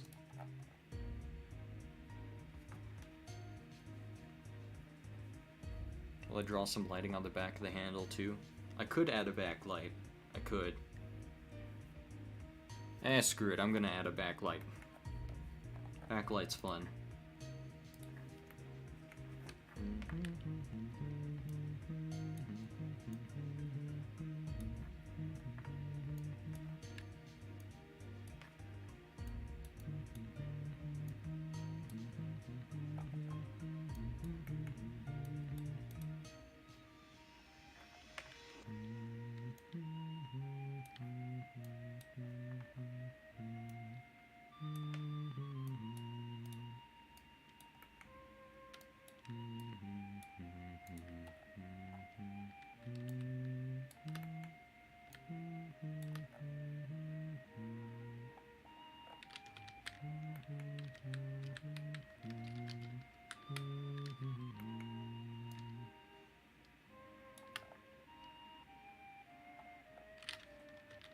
I'm gonna try a light backlight rather than going for a hard backlight where it's just like a straight line. I'm gonna try just a very soft backlight.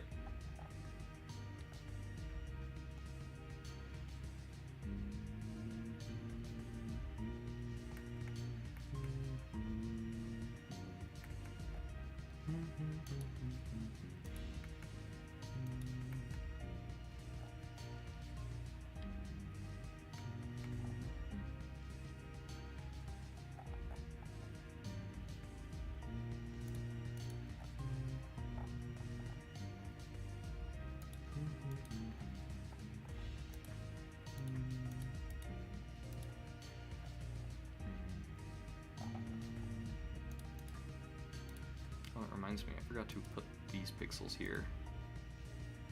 Because these are technically like the continuation pixels.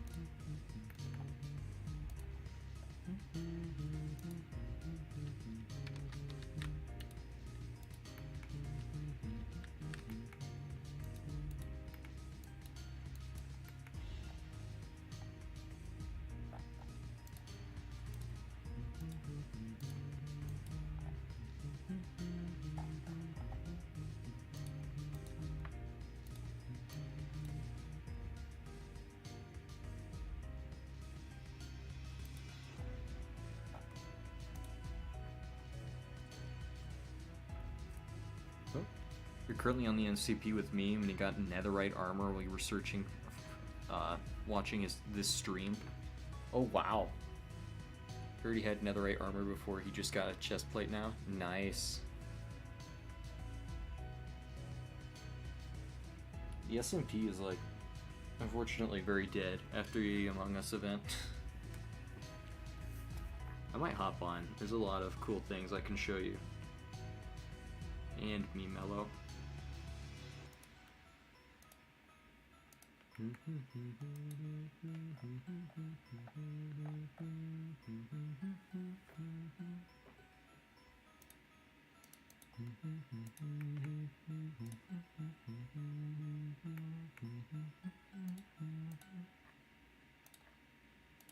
That song will never not go hard. It's so good.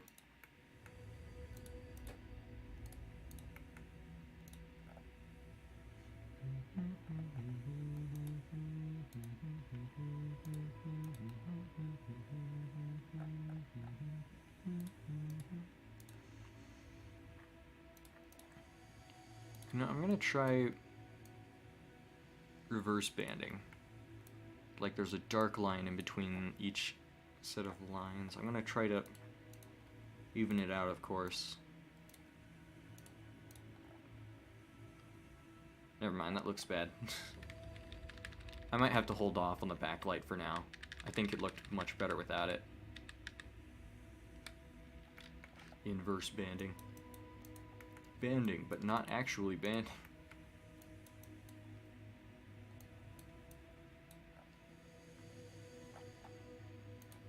Banding with extra steps. Not that. Nah. Maybe for like the first one notch.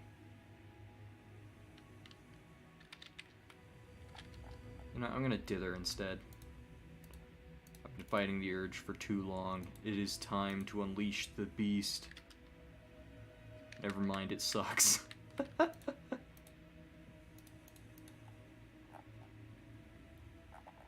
That, chuck in like 1 pixel there. Quasi-banding. Wannabe banding.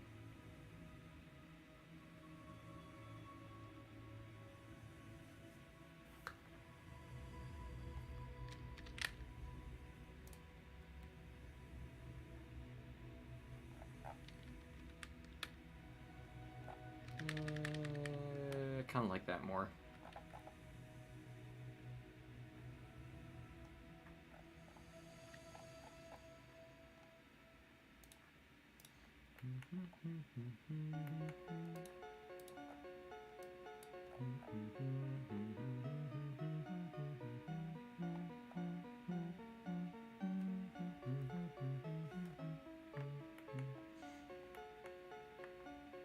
Yeah, I think that's gonna be it for that. Wait, I just realized this reminds me of another pixel artist's work. Who was it? Ref. Ref. This reeks of Ref to me. I think it might just be this bit right here that reminds me of Ref.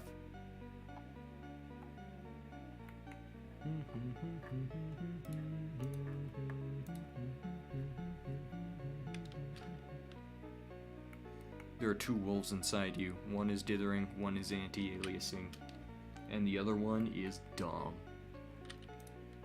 I only have 1 wolf, and it is anti-aliasing and dithering. There is no other option. Those are my only 2.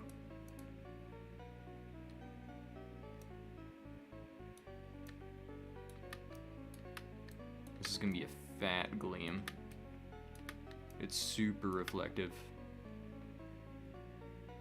They fused. They did the Yu-Gi-Oh! Fusion dance. Or not Yu-Gi-Oh! They did the Fortnite Goku fusion dance.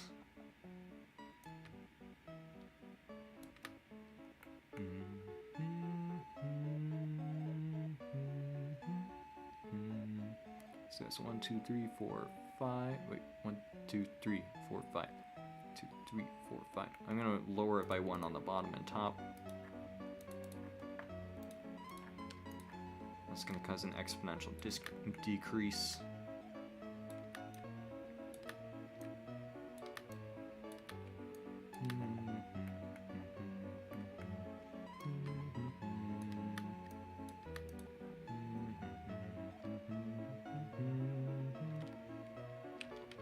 You know what, I think I'm gonna just do like a round gleam.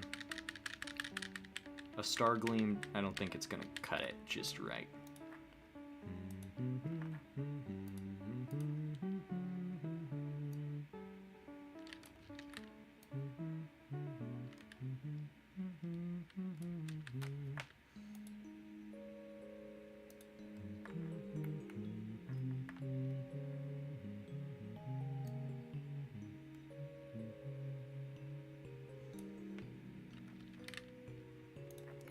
Try just a pixel perfect line like this.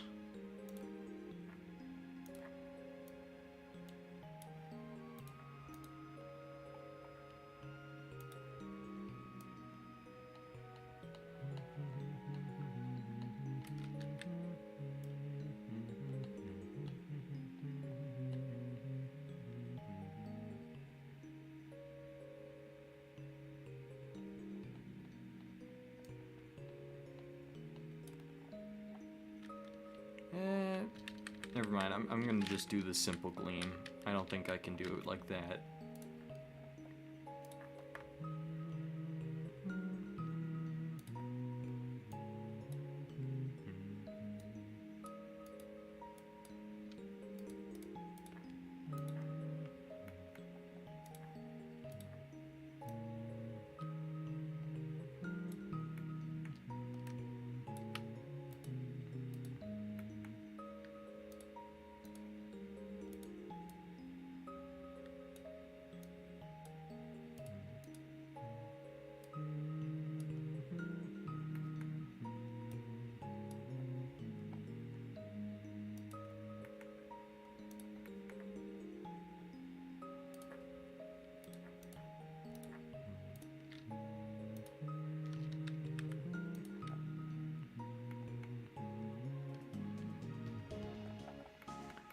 Finally, one sword. 11 more to go. It's already 3 o'clock. That was like 3 hours. Wait, no, never mind. That was like 2 hours. 2 hours of sword, we got 12.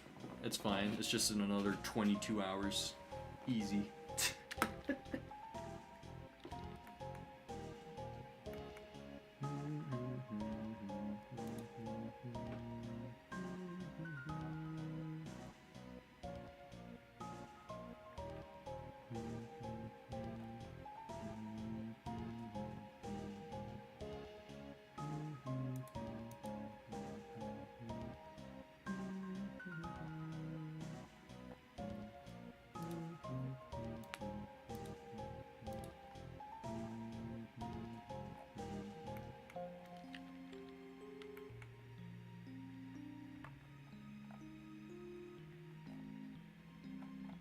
I know that this area is kind of completely opaque. Hold on, I might fix this up just a wee bit. Just a wee bit.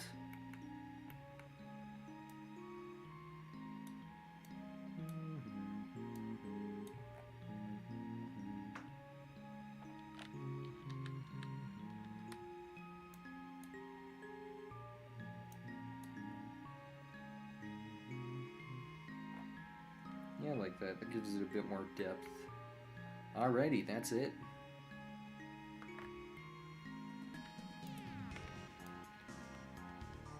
Oh crap, hold on, right. Undo. Fuse down. I'm gonna move it a bit closer to the center so that way a bunch of the good stuff ends up on rule of thirds lines.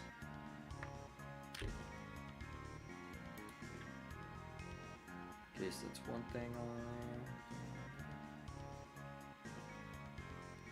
there. Yeah, we got it. Got the composition.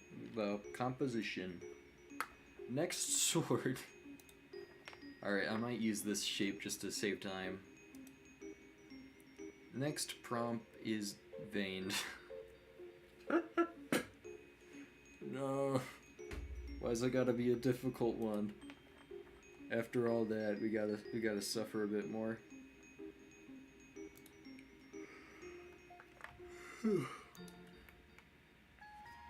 Okay, this time I'm gonna go for a Soul Calibur look with the giant nightmare sword, I think it's called. New frame, new empty frame. There's this really dope giant like living biological sword that's all covered in like veins and sinew and an eyeball. I'm gonna try drawing something kinda like that.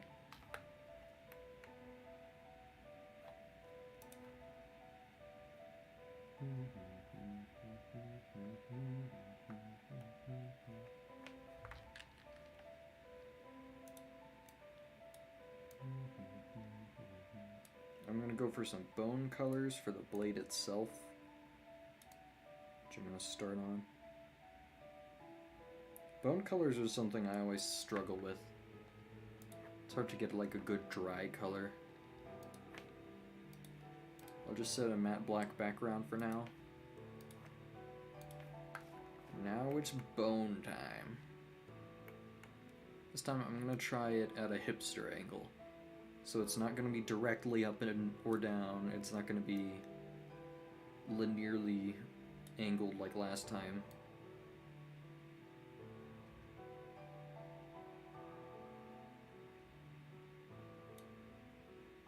I'll try it like this.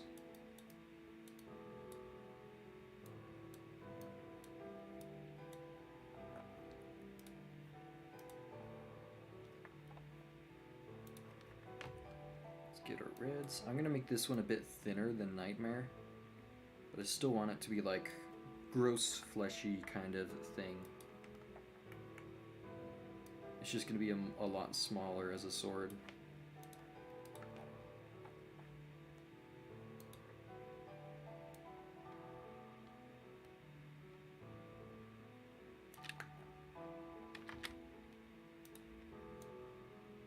Move the sword up a bit.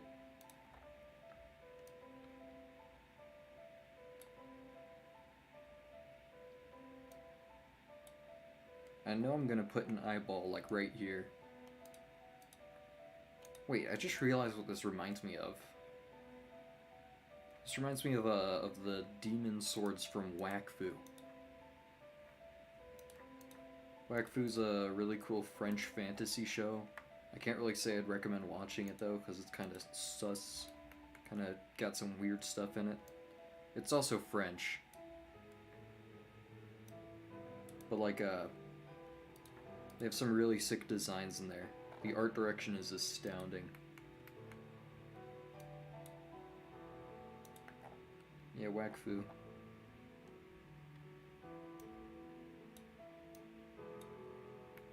Haven't seen it in a while. If you didn't watch like the finale bits that were posted on Netflix, I do not recommend watching them, unfortunately. They unfortunately butchered it towards the end. Flash or some similar program. Yeah, I'd believe it. Like, all the animation is, like, very cut out, sort of looking. Crap, I gave the sword balls. I promised I wouldn't do it, and then I gave the sword balls.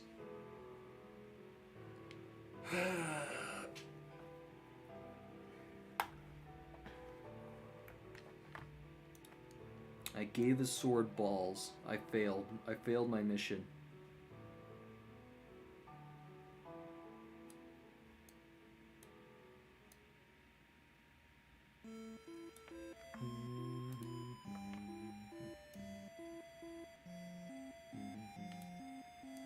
Which day am I on? I'm on a day, what is it? 9, I think. I'm almost 2 hours in and I've only done one sword. This is pitiful. This is just sad. By the time I'm done with the stream, it's gonna be like 30 hours in. I'm gonna fall asleep on stream. It's just gonna be a whole shit show. It's gonna be awesome.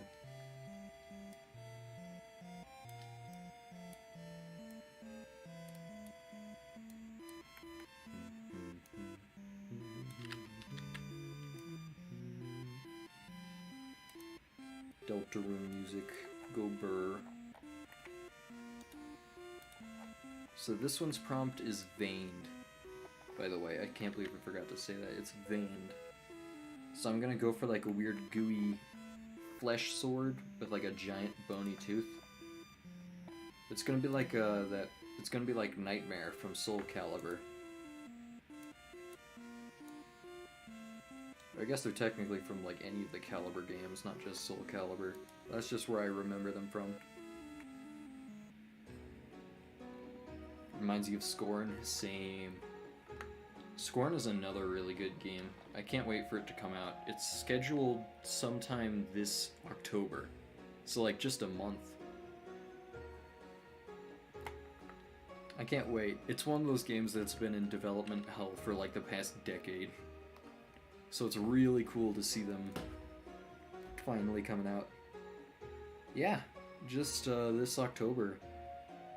I think it's planned for a Halloween release. Because like the game's basically been finished for a while. They're just like making sure it is like packed full of stuff by the time they release it. Because, like, the demos were insane.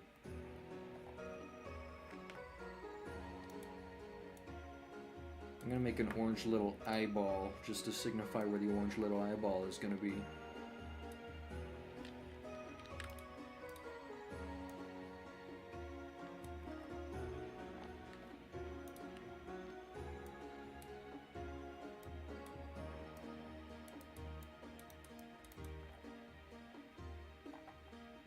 That kind of looks like another ball sack. Crap. I gave a sword 2 ball sacks. I'm suffering now.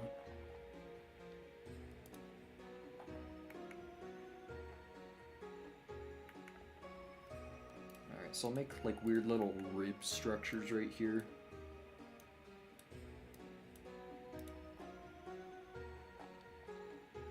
Actually, you know what? I'll do that for the handle.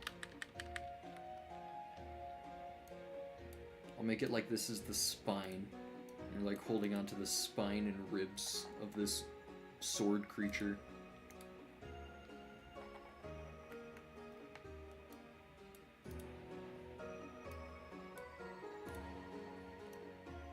Fun fact about Tenji time. In like 5th grade, when I started like getting really good at art early on, I used to draw a lot of gore stuff. Like zombies, Cry of Fear level edgy stuff. The whole 9 yards of just 5th grade edgelord stuff. Kind of reminds me of the good old days when I drew nothing but xenomorphs.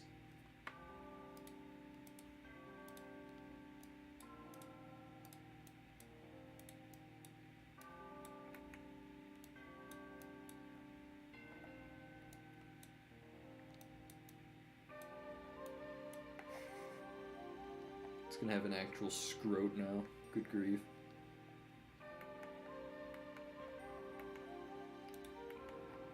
This is all rough, by the way. I'm definitely gonna chisel these features out a bit better over time.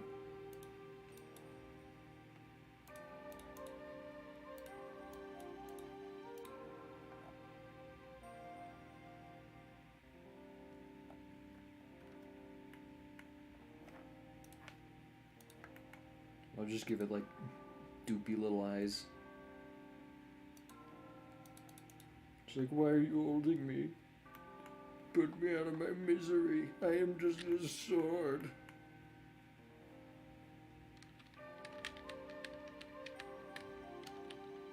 Actually, I think it'll be funnier if it just looks like this. Like, it's just confused.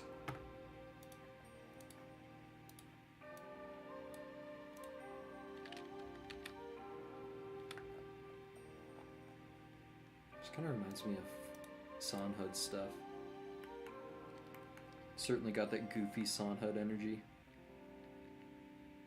Oh, it looks like it's smiling. Oh, I see with the ribs. It kind of reminds me of the French shrimp from Nemo.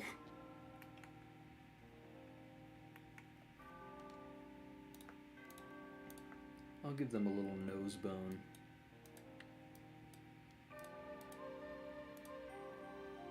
I believe the term is like nasal bone.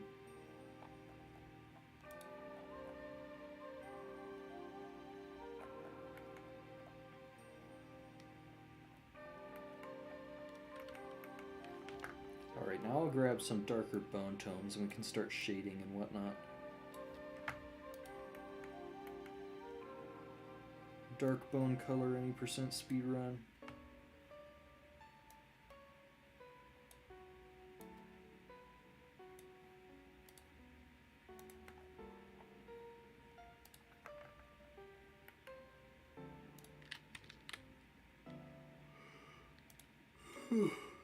God. Yeah, I guess I'll keep the backlight. I kind of like it. Grab the pure white for the highlights for maximum tackiness.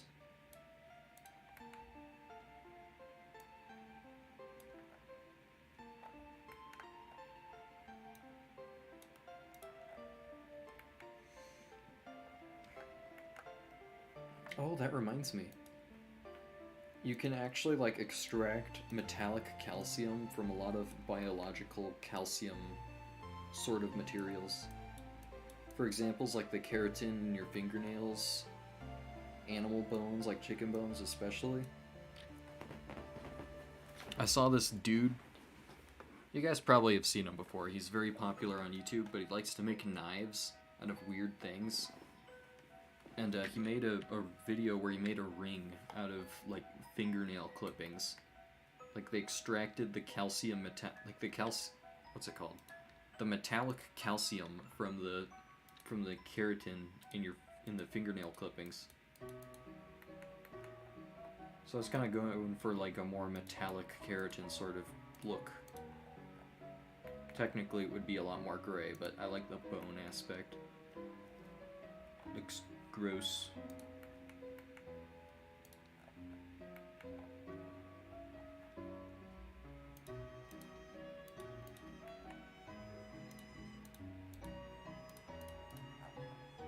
Give it a little bone fuller.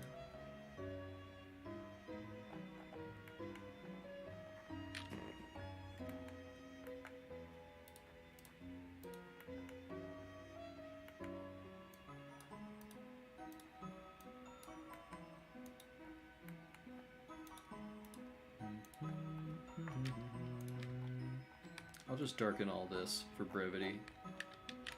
I can add little highlights later on.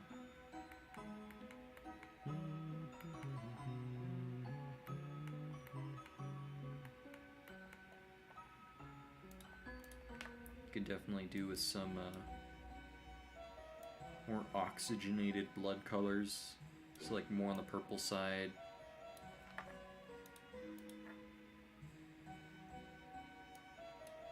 I still find it funny that people think that blood is actually blue when it enters your veins. Oxygenated blood is just really dark red. Sometimes a little violet-y, depending on how much oxygen you're getting.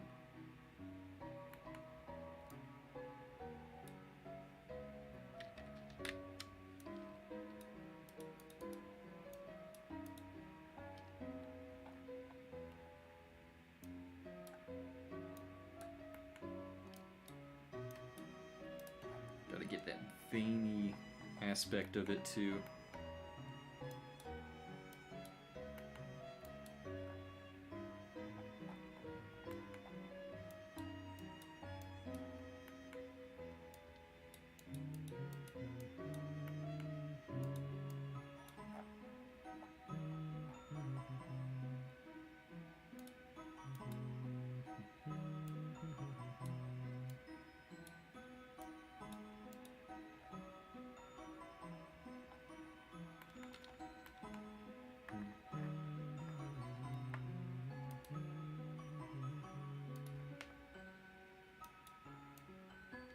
Grab a really red highlight. I use it to highlight some of the veins and whatnot.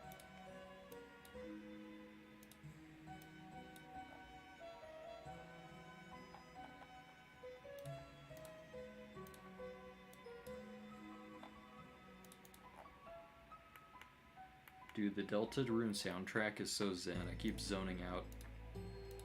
Sorry if there's less commentary, I'm just like not paying attention half the time.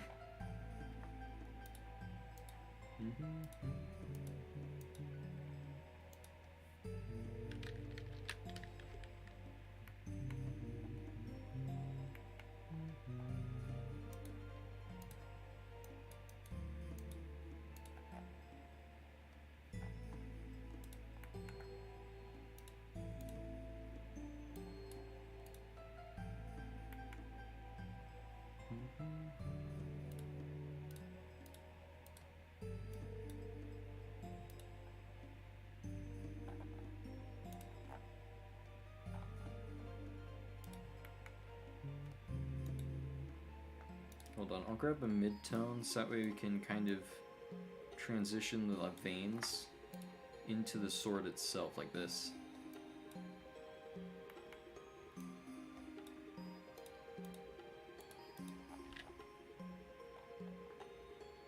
Now it kind of looks like it's an enameled tooth with like a soft spot. Just more grossness.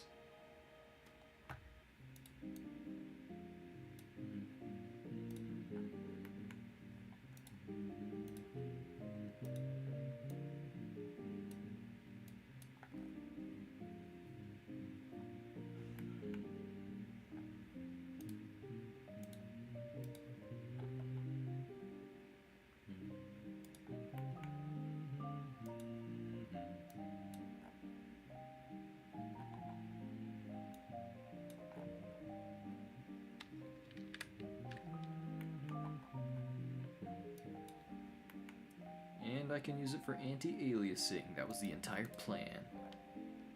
This was the plan all along, anti-aliasing.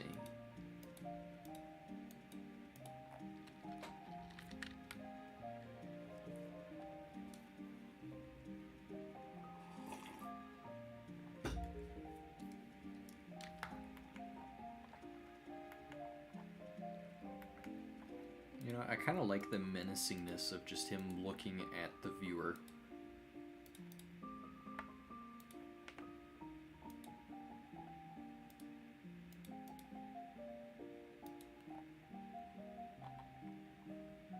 More excuses to satisfy my addiction. What else am I supposed to do? Just stop anti-aliasing? It's like asking a rabbit to stop hopping.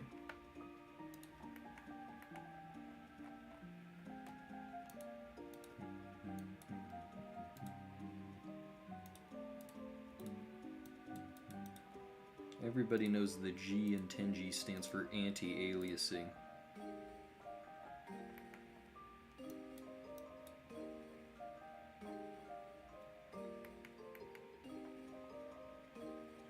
Now he looks kind of angry. I kind of like that.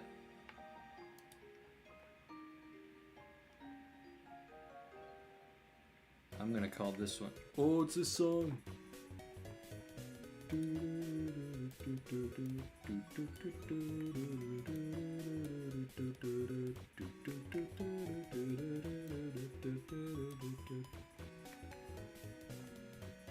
Certified banger. Certified hood classic.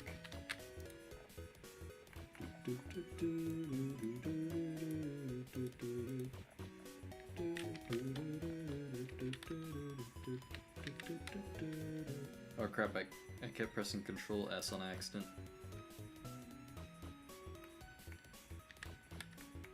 Anti-aliasing best pixel art method for real? Alright.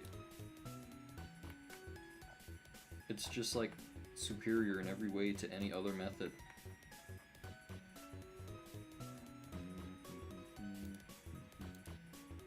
Ah crap, I accidentally where do I disable it?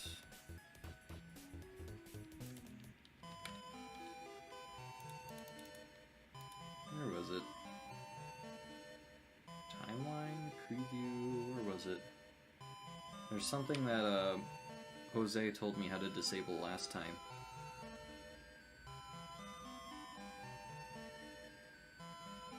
Where was it?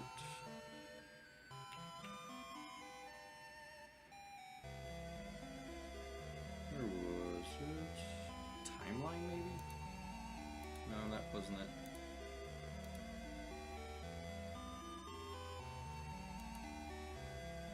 What the?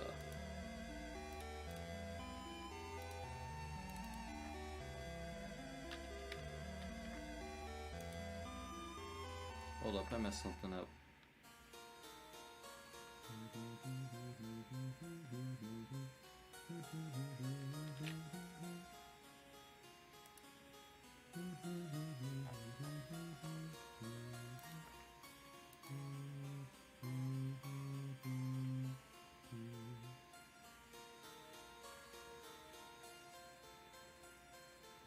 Is it a symmetry thing?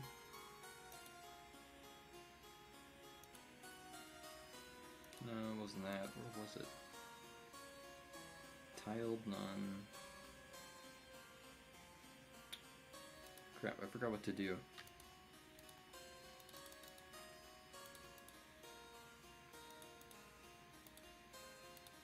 Resetting the brush didn't do anything. Crap, what did I press? I forgot what the key combo was, but like there's something I accidentally fat fingered last time. Was it Control W?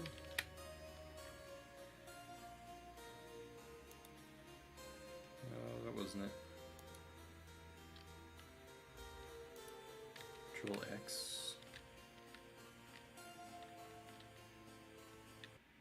Control A. I think that was it. Wait, no, never mind. Ah, crap.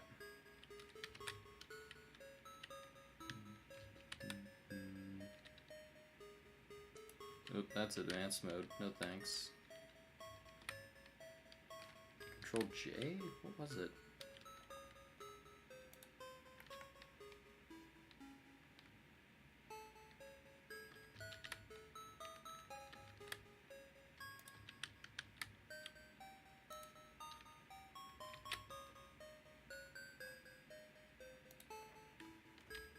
Hold on. I just need to go around pressing everything until I figure out what I messed up. Wait, hold on. There's keyboard shortcuts.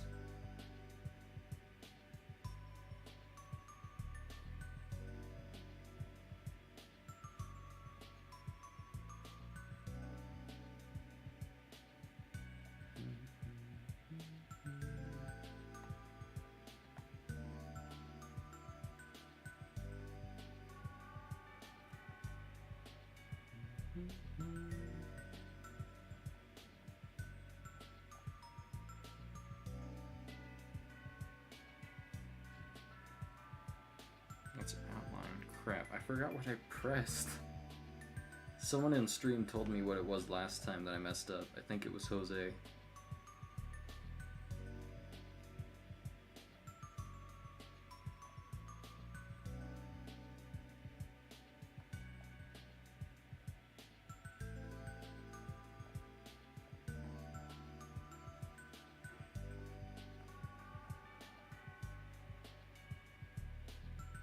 On the bottom right corner it says disable snap to grid.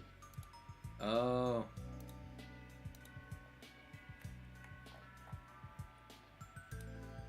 Yeah, that was it. Thank you. I'm so not used to Ace of Pride that I just fat finger something every couple minutes and just forget what it was.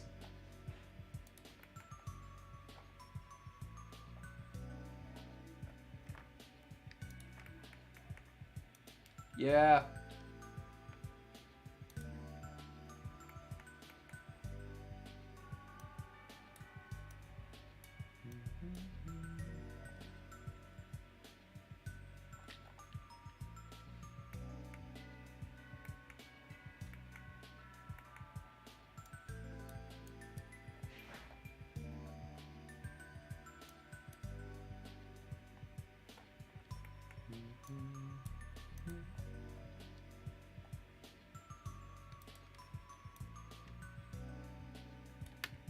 Shift to this one a bit over.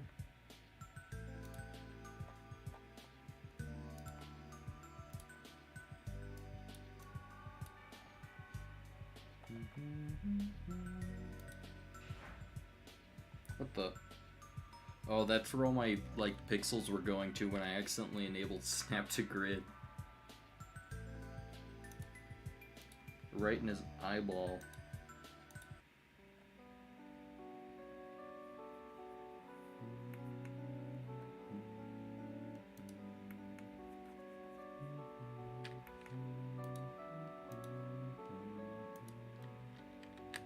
Wait, where's my bone anti-aliasing color? There it is.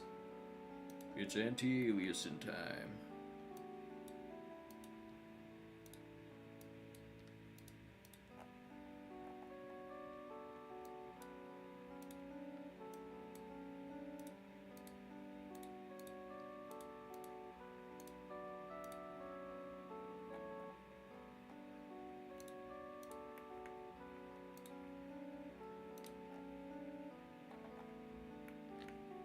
Not gonna lie, I might have to have my wisdom teeth removed sometime soon. And I was thinking of when I go under the gas and I become all like loopy for a bit, I was thinking of streaming during that. Because I think it would just be so funny to have me like tripping balls, saying all kinds of weird stuff just on stream. I've seen a lot of videos where people like take this stuff and they just start crying. And they like thank everyone around them profusely. They're like, I'm so grateful for you. I'm definitely gonna do that as soon as I go under. If I can even manage to open OBS while I'm so loopy. I'm just gonna be crying there like, so this is how you anti-alias? It's my favorite thing in the world.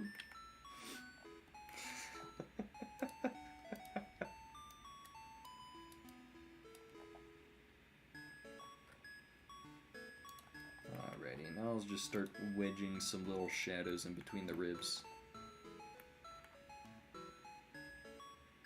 I don't want to make too much noise though. Boop.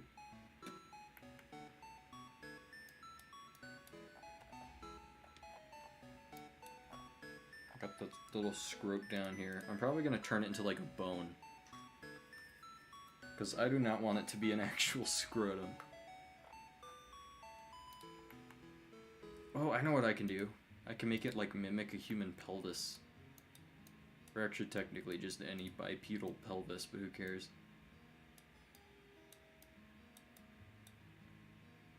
This also represents like thigh hinges as well. Ball and socket joints.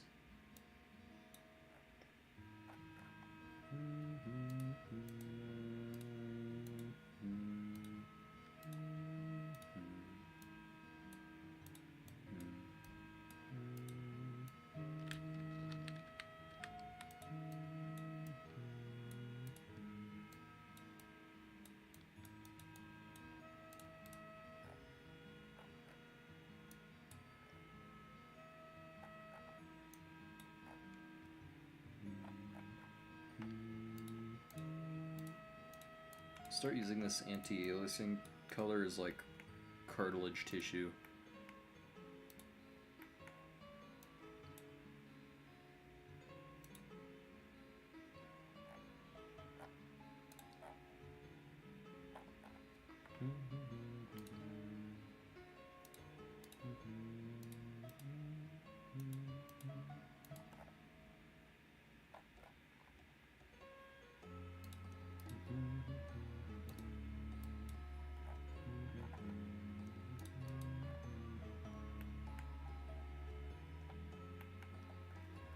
Gross Bone Sword, my favorite little guy.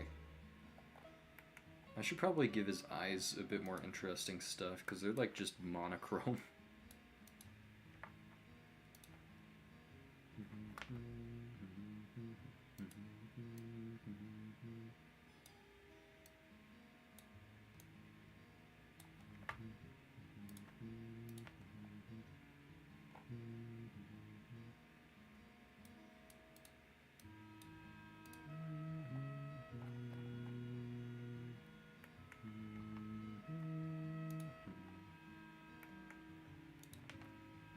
I'm gonna go for a more orangey red color to convey more anti-aliasing. No, I mean veins. I want to make it look like his eyeball is also veiny. Actually does look kind of nice, but still feels a bit pillow shaded, I guess. Yeah? You're streaming still? Yeah. Did you take Thank you. pictures? Yes, I did. Okay. Thank you.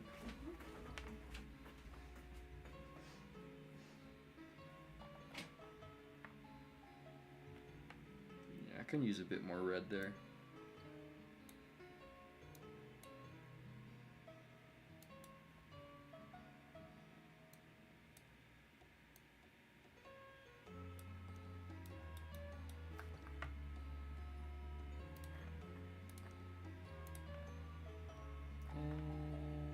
I do like that color, but I feel like it blends the eye with the flesh a bit too much, maybe.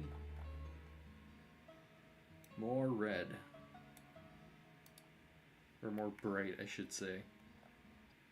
There we go. I like that.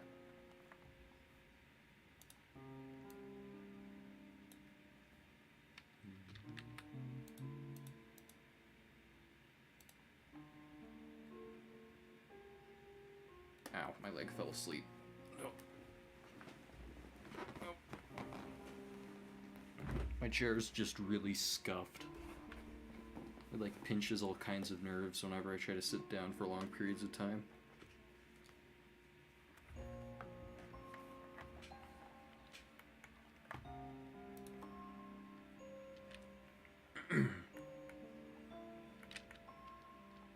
Pure black? I think it would be a really nice contrast if I just like added really dark green irises. It'd kind of complete the whole gross, festering kind of aesthetic.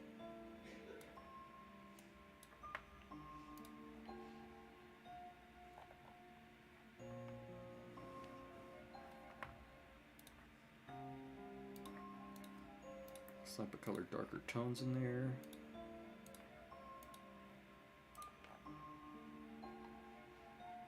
There we go. We have ourselves a gross little boogery guy. Just add a bit more highlights in the bones down here.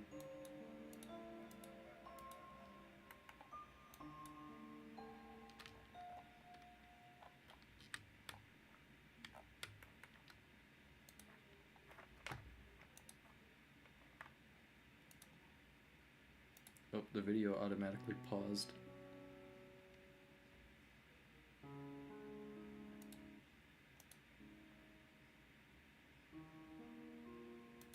Hold up, hold up.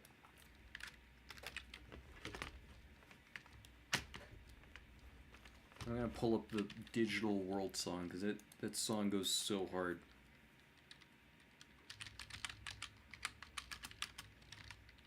Well, it's called A Cyber World, not Digital World. What was I thinking?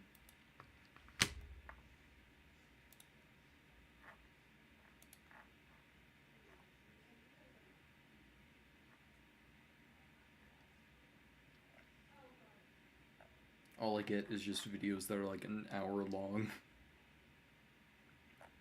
Perfect loop, 1 hour extended.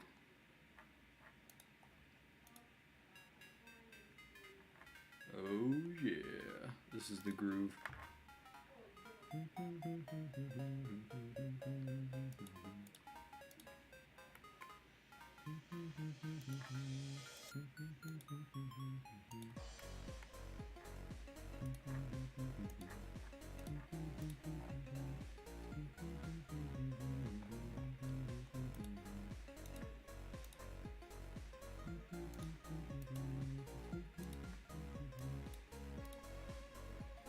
Alrighty, I think that's gonna be it for now. For this guy, at least. Can't forget the little gleam, I just don't really know where to put it. I have an idea. I'll just expand like the color set for the bone one a wee bit more.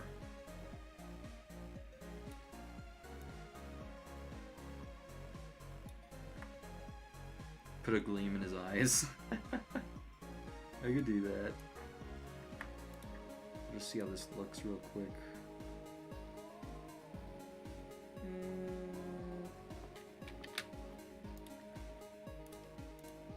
Try it this way.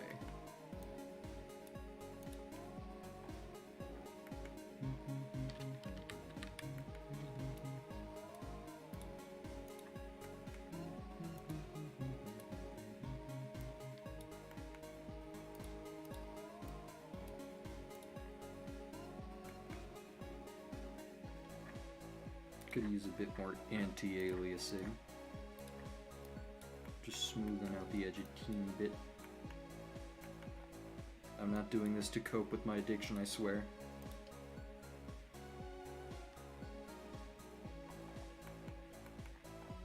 Yeah, gleam in the eyes makes sense.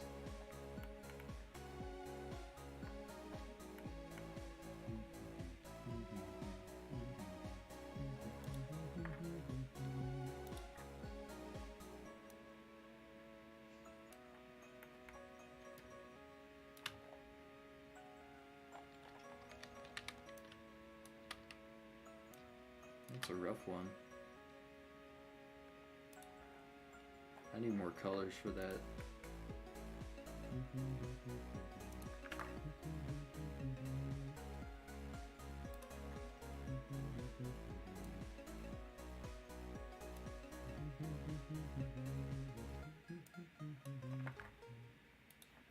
Go for a very deep violet for anti-aliasing.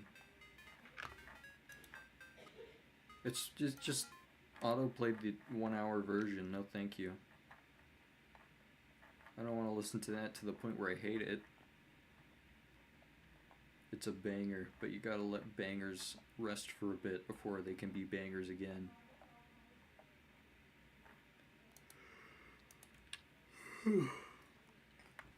Anyone know of any good, like, no copyright game OSTs I could just put on blast?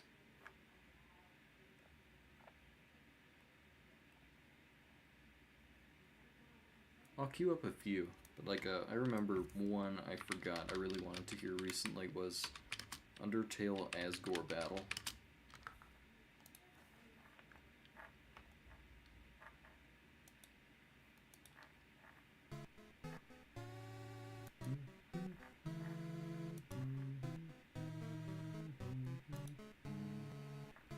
Listen to a banger too many times, it stops becoming a banger. Yeah. Also, if you listen to like a song at the wrong time, you can like associate bad memories with it, and then the song is just ruined. And that was with me and a certain techno song. While I was playing Roman the Mad God, one of my favorite characters of all time died in like some freak accident. And I was just listening to a song at the time, and I ended up just like now absolutely hating that song. What was it called? All Black? I forgot. Wait, no, I remember what it was. It was Dancin'. Dancin' by something. It was like a remix. It used to be really popular in like 2019. Thanks, TikTok.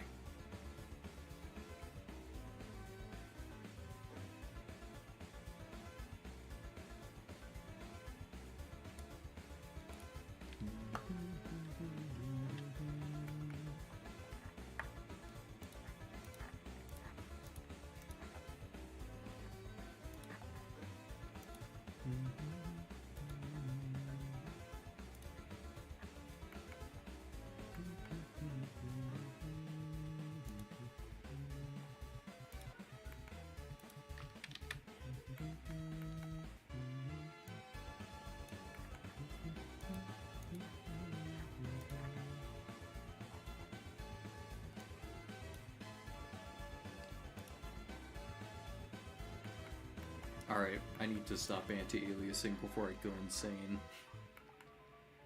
Alrighty. Veiny. Time for Swordtember Day 9. Floral.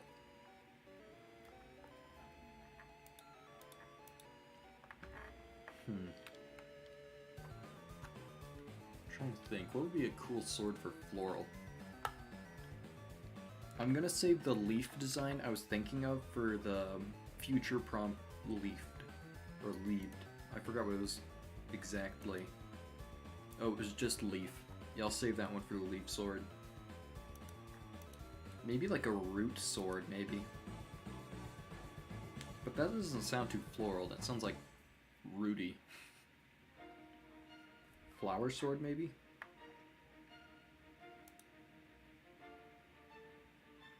Slightly less than 40 minutes.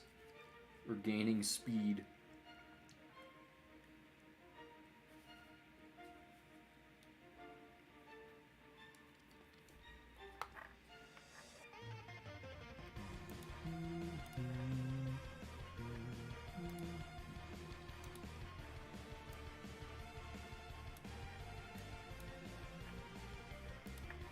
This one, I'm gonna go with a dark verdant green background.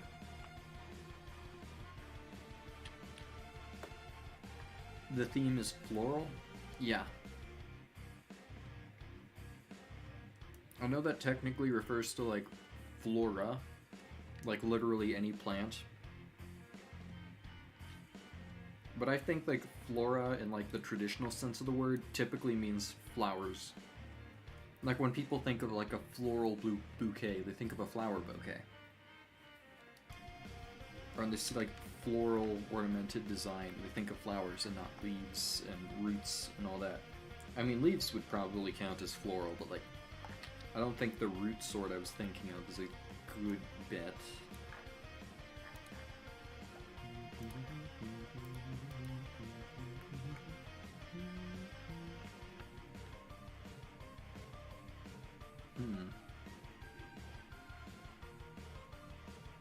Maybe it could just be like a normal sword, but it has like a flower necklace around it or something. I don't know.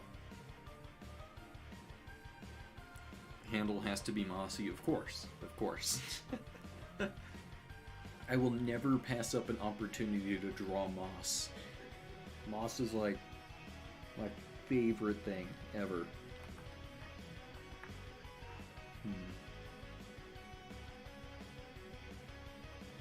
I'm trying to think of like my favorite flower swords in other media, and I can't think of any that actually look decent in my opinion.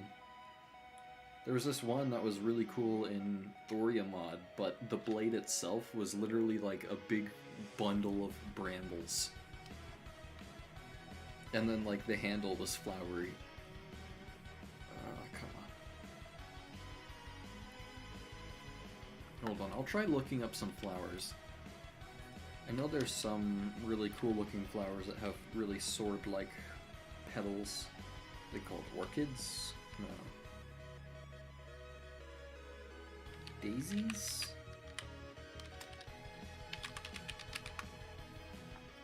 No, I'm trying to think. There's this one big yellow one that's common in the eastern United States.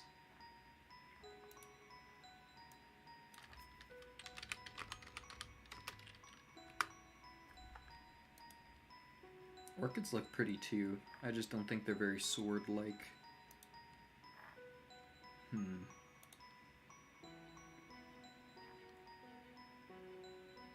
Something with thorns. That'd be true. That'd be cool. I feel like a rose would be a bit too cliche.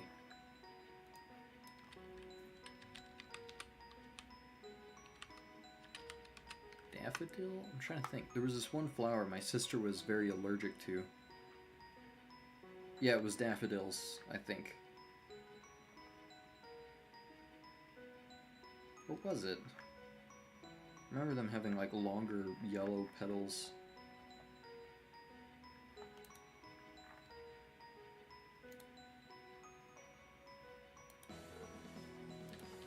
I'll just start looking up thorn flowers.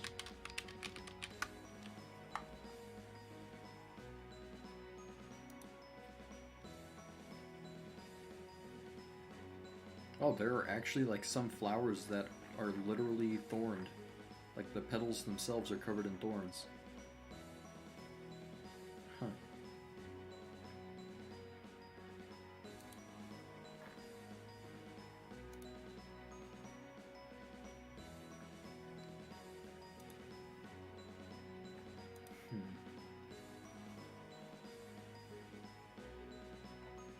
You know what? I'm gonna try something a little different. Hibiscus. Might be a bit basic, but these plants are one of my favorites. Mostly just because I have one growing at my house. They're not quite thorned, but they're pretty.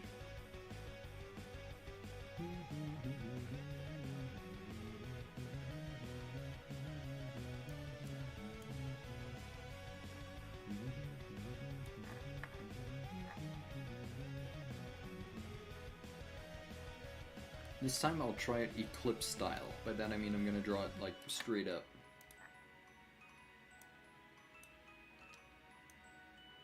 So my goal is to make this one look kind of like a shark tooth sword, where it's like got thorns along the edge. So that way the like flower itself isn't sharp.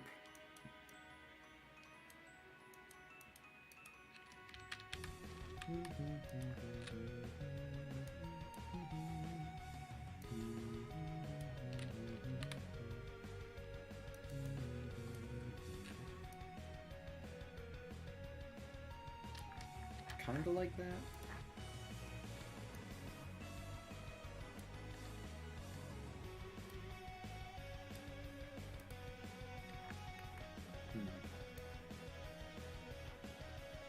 So the flower itself is not going to be like based off of a hibiscus, but the colors will be.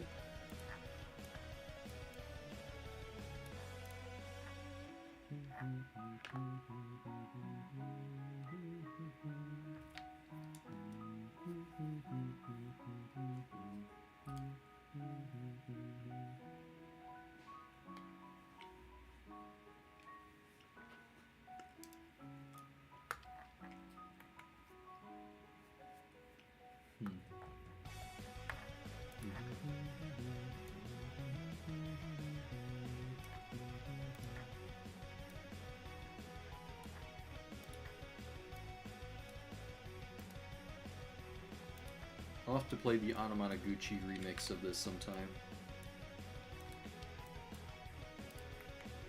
Certified banger.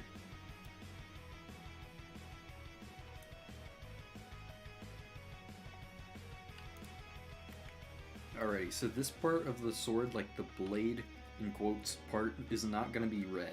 It's going to be dark green, and that's what the thorns are going to be colored as well. I'm planning to make it sort of like a cactus almost.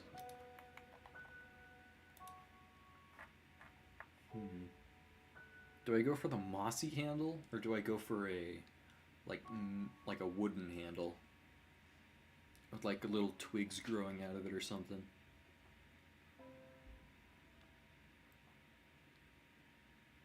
Oh, I know what to do. I know what to do. It's not going to be quite moss, but it's going to be pretty cool. How about both? That's what I was planning on. Sort of. Oh, it's Calamity Mod Devourer of Gods song. This goes hard.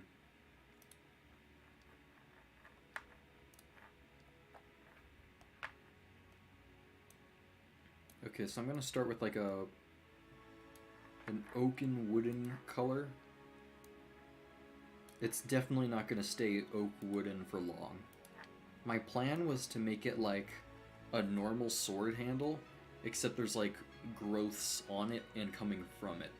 So it's it's got little winding roots, little thorns, but the handle and maybe a bit of the pommel are going to be untouched. This it's just a stick. I saw like one prompt list had the word stick as a prompt somewhere. I would love to do that one just for funsies because a stick sword sounds funny.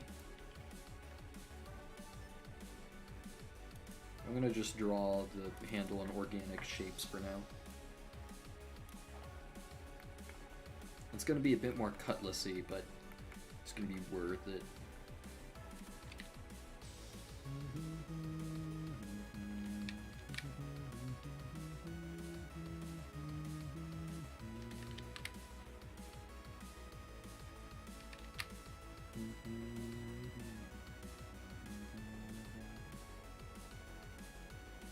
If I've never fought my siblings with sticks on a hike, I've never lived. Oh bro, trust me. Sticks are like a family heirloom now.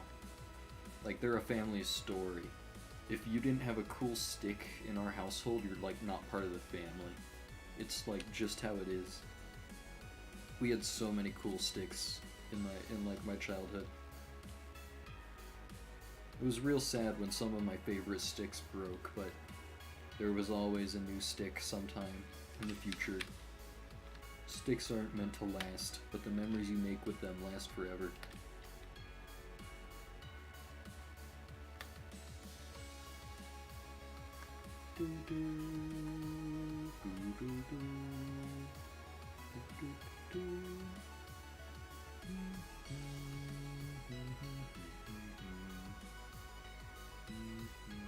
So deep. that reminds me. I used to be like super duper hashtag this is deep kind of guy. Makes me cringe so much just thinking about it, but I was thinking of going back and just taking all those super cringy things and just posting them onto r/I'm 14 and this is deep. Just, I don't know. Maybe that'll help me get over how cringe I was in the past.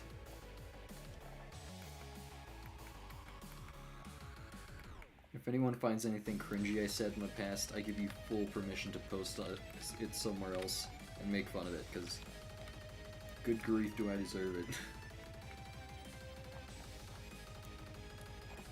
I'll have a little thorn there for no reason. Okay, so the plan is there's going to be flowers sprouting from here, moss and vines growing like all the way down it, but the handle is going to be untouched, leather wrapped. Might even make it like a reed wrap, where it's like green, but still kind of leathery.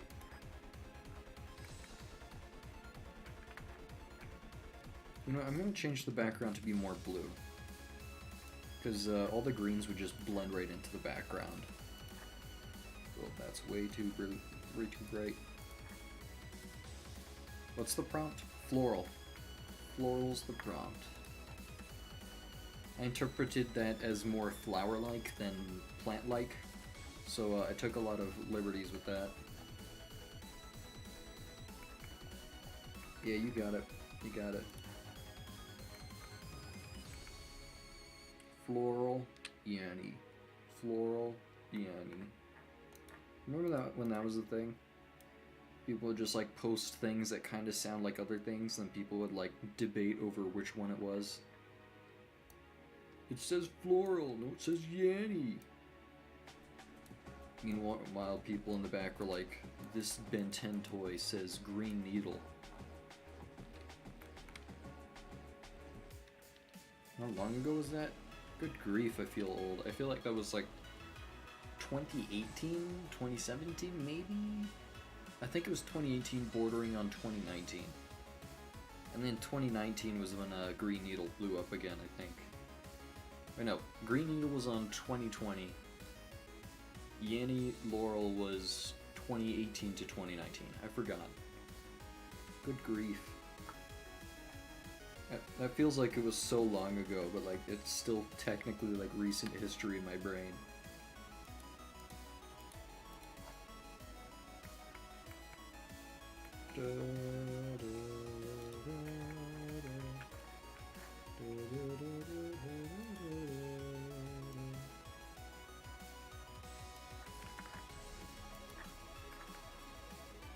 Real Talk, Heartaches, which is the song that, what was it? Just a Burning Memory is made from. Like, It's Just a Burning Memory is a remix of Heartaches. Dude, Heartaches goes hard. Old songs, man. So much harder than they should be.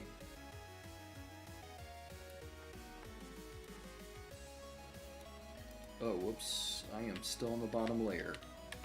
Crap.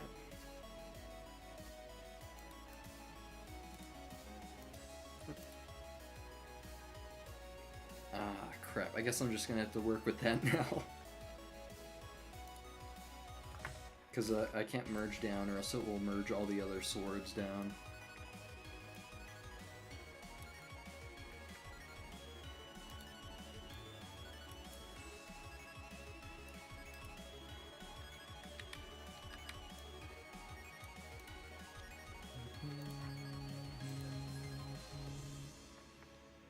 Really enjoy Everywhere at the End of Time, even if it's more dark with ambient installments. Yeah. I still think it's like a masterpiece. Like, I feel like a lot of people make fun of it because haha, funny meme, backroom song, XD, 1,000 views, Alzheimer's song, but like, it's also just so good. It's the kind of thing that like actually sticks with you. And I feel like when I'm actually super ancient and old and have actual Alzheimer's, I'll still remember the song. And it will still be just a burning memory. Good song, good song.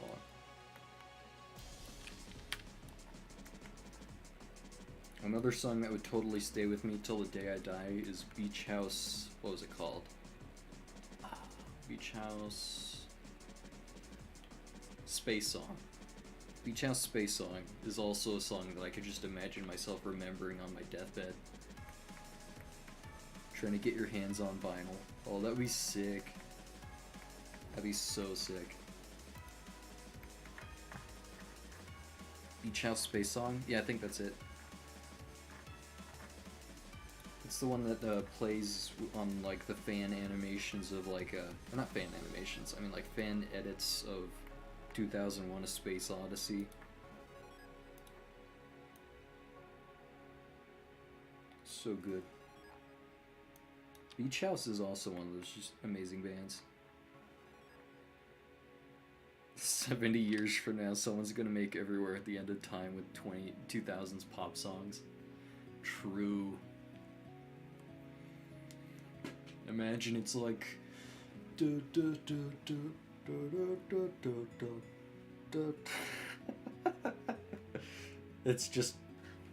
it's just a burning memory, but it's with Minecraft songs.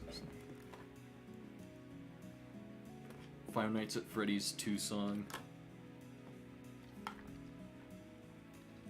Early 2000s culture goes hard.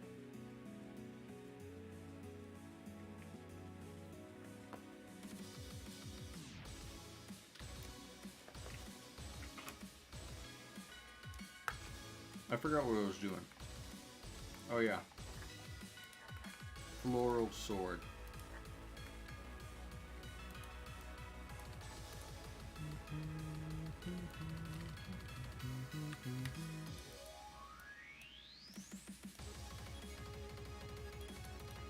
I can't wait for the Y2K transparent color aesthetic comes back. Because I know it's coming back. It's only a matter of when.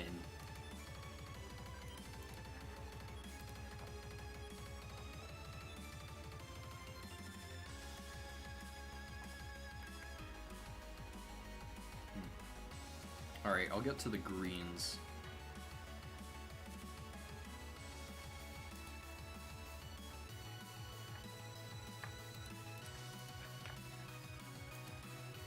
This is gonna hurt a lot to get, like in the sketch.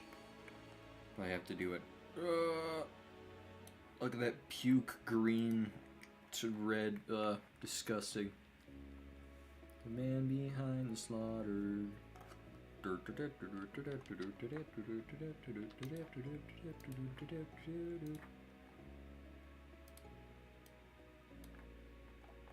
Dude, Man Behind the Slaughter will never not be a good song. Goes so unbelievably hard.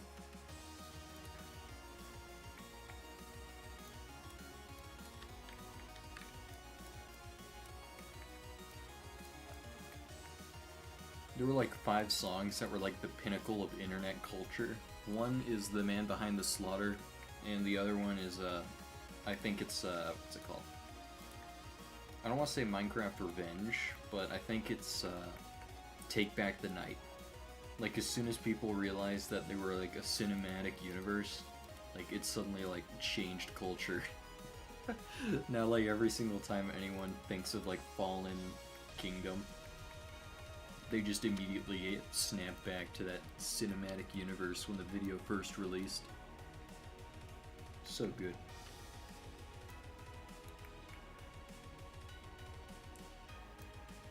Someone could write like a whole thesis on like weird things that inspired internet culture.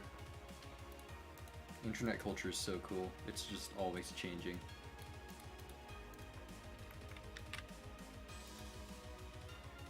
Take Back the Night goes so hard.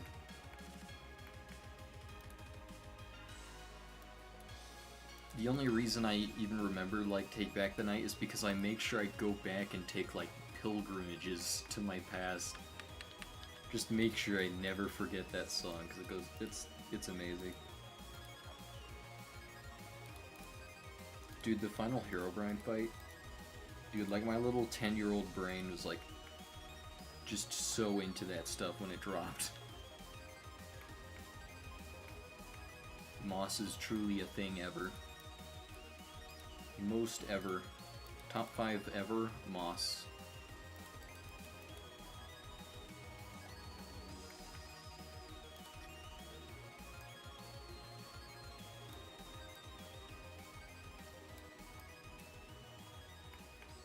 The ending of the series hit hard. Same, bro.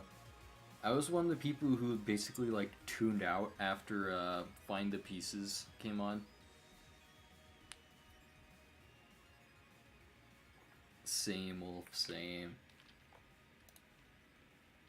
Like, I feel like that was one of the big reasons I wanted to become a YouTuber, like, back when I was 10, back when I made the name 10G.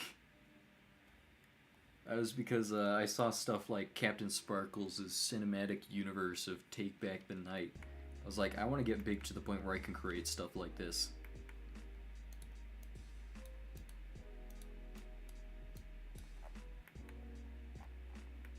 I don't know, maybe someday I'll make Take Back the Night for pixel art.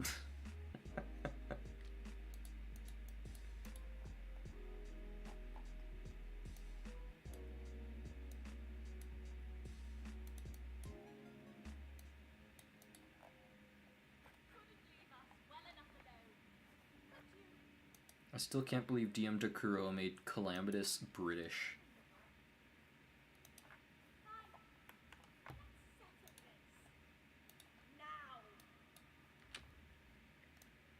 Supreme Calamitous sounds like, what's her name? Pearlescent Moon, and I can't unsee it. I can't unhear it. All I hear is just British Minecraft lady talking about how she's gonna end existence.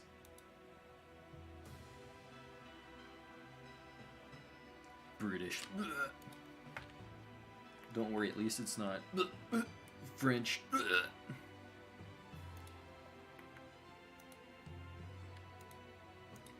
Remember, kids, racism is only okay if it's against the French and the British. I am absolutely prejudiced against the British. If I see a British boy, I will commit a hate crime.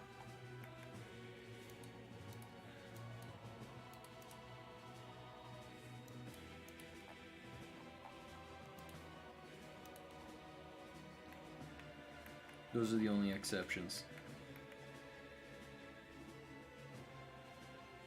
Is the Calamity mod good? It's amazing. I remember when I was first getting into Calamity mod, I was skeptical because I thought it was like one of those mods where like, there's a sword that does a bajillion damage and you have to beat an enemy that's just a giant dungeon guardian or whatever. But it's way better than that. It's almost like I could write a whole video essay on why Calamity mod is so good. I can't recommend it enough. Amazing pixel art, amazing music, amazing boss fights, amazing balance, amazing weapon design. Dude, they added the gun from Ultra Kill in there, where you can like flick a coin and shoot it. It's so good. I low-key just want to make my own custom item and like donate massive amounts of money to Calamity mod until they add it in.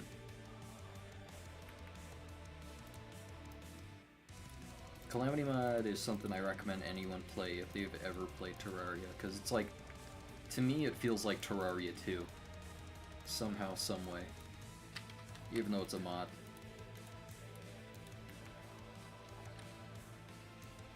Dude, imagine Relogic hires the devs. Like, Grox becomes part of Relogic. That'd be insane. Terraria 2 would be nuts. And the thing is, I wouldn't be surprised.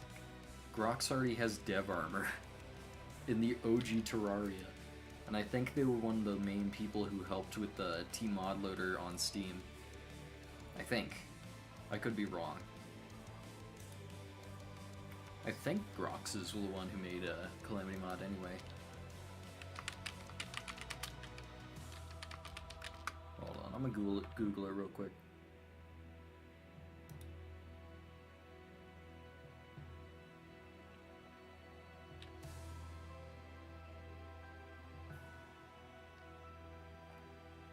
Trivia.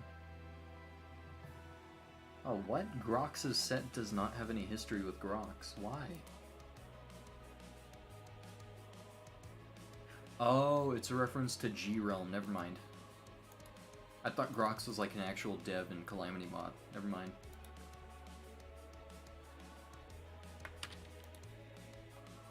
Alrighty, where was I? More thorns.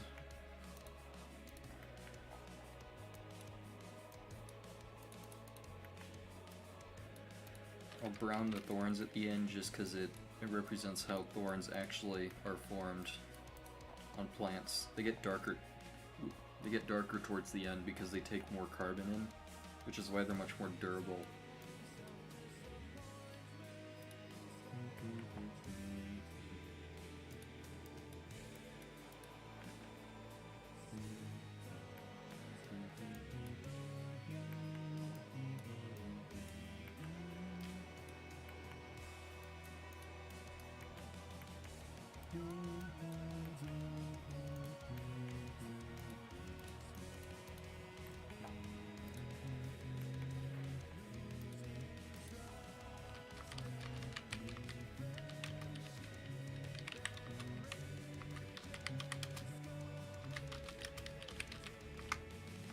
I can't remember who started Calamity Mod.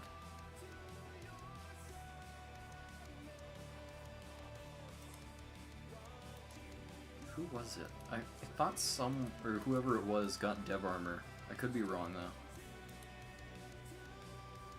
Singing stream. You wish. You wish.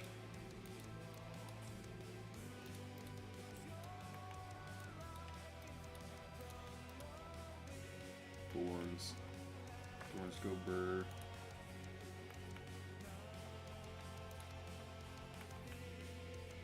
Alright, now I have to make green ombre into red. You can only hope one day we'll get a singing stream. Dude. What was it called? Karaoke stream? That'd be dope. I might do that when, like, I get VR chat or something. Okay, green to red, green to red. Alright, I'm about to do the most technical color theory thing you'll ever see. That is lowering red to 50% opacity and overlaying it on green.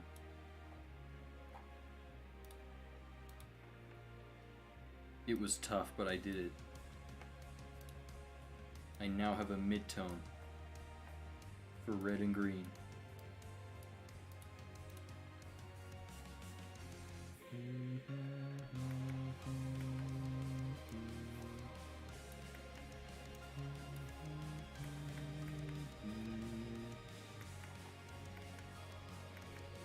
I have an Oculus Rift.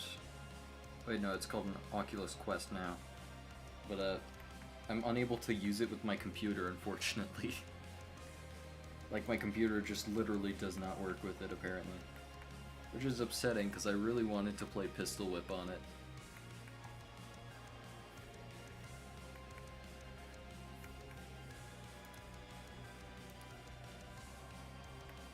The G in Tenji stands for Legend. Also anti-aliasing, true. The G in Tenji also stands for dithering.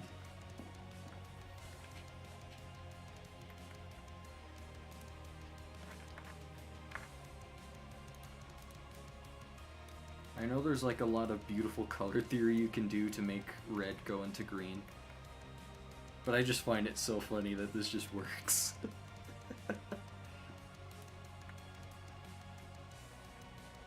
You've had ideas about a pixel art VTuber or VR model, and then you discovered PNG tubers a week later. Obviously, the aliens took your mind, downloaded it, and then decided to shove the perfect video down your face. That's how Google rolls.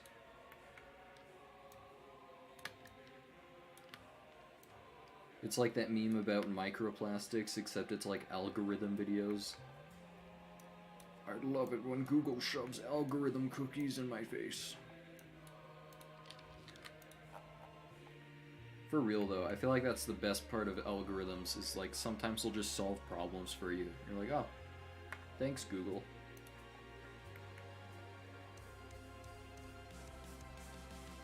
Yeah, red and green are opposite on the color wheel. They're technically complementary colors, but they're also complementary colors in the same way that orange and blue are complementary colors. By that I mean they laser your eyes out because of how strong they are and how much contrast there is.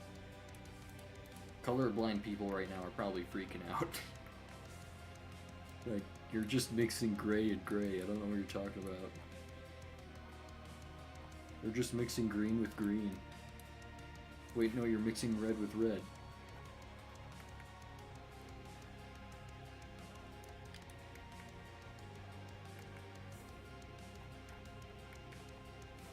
I still find it funny that they decided to make stop and go, like on lights and whatnot, the exact same color that most people are colorblind to. So some people will see green light and be like, oh, I have to stop. Or see red light and be like, oh, it's time to go. Thanks, America. Of course, like, they're on different levels of the stoplight, but I still find that funny. So it's very easy to tell which ones stop and which ones go, but still funny.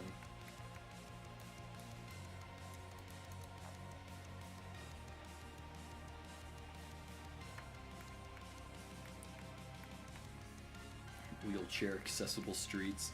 What are you talking about? All streets are wheelchair accessible. You just have to run, or not run. You just have to like use your arms to roll really fast.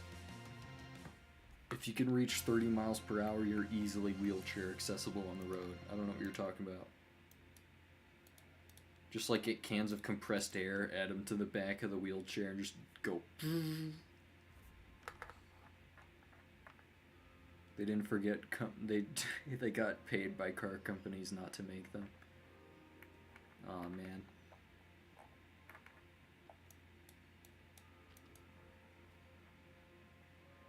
All streets are wheelchair accessible.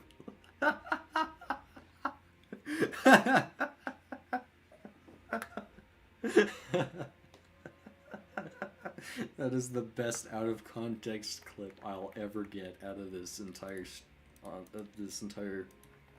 channel. That was amazing. I'm gonna find the VOD on YouTube's database and just copy that part and upload it without context. That is amazing. Motor accelerated wheelchair. Imagine like wheelchairs didn't exist, so everyone who was like who couldn't move their legs, couldn't move their legs. Oh, I guess people in wheelchairs technically couldn't be able to drive cars, so never mind. The joke is over. The joke ended before it began.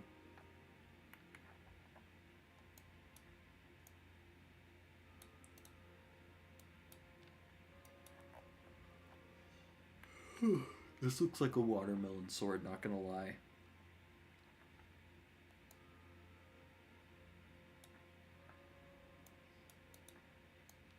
Anyone here watch vlog creations? Channel's so freaking funny. I love it. They're just a bunch of dudes in Florida who like do a bunch of really funny pranks. They had a video a while back that went viral where they filled up a computer with like canned beans and then like hired a PC repairman to come fix it. They had this other video where they got like someone, like, they didn't like steal someone's wheelchair, but like one of their friends is actually unfortunately like handicapped from the legs down. But they decided to like give the wheelchair to Ross so that way he could go out in public and prank people by like getting in the wheelchair, running, or like not running, but wheeling up to someone, going, "Tag, you're it," and then trying to run away on the wheelchair. Their channel's so amazing. They're like if Florida Man was like incarnated as a person. Yeah, the beans one was hilarious. Dude, the PC repairman, he wasn't having any of it. As soon as he heard he was like in a prank video, he was like, "Screw you, blur my face out."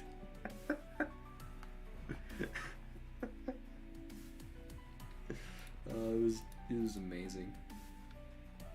Are these the motherboards? No, this is beans. Yeah, but is that the motherboard? No, this is food.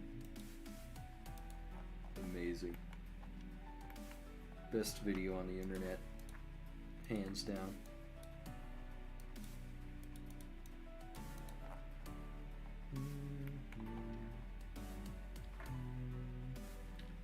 The Abyss theme goes hard. Me and the boys just like headbang into this stuff while we go looking for scorium ore.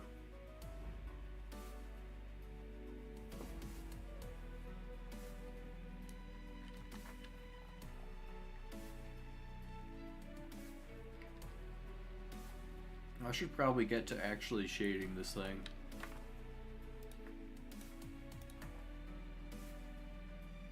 Because like this does not look like it exists.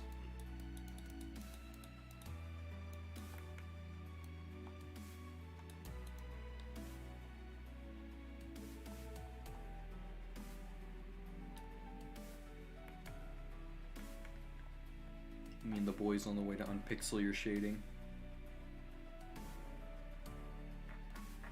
Oh, you missed the beans part? You'll have to Google it yourself, but basically this prank channel, they filled up a PC with beans and then hired a repairman to come fix it. Oh yeah, you've already seen him.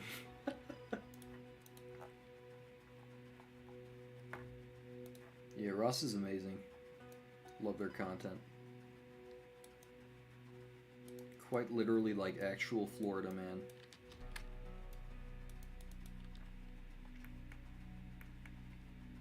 The water piano.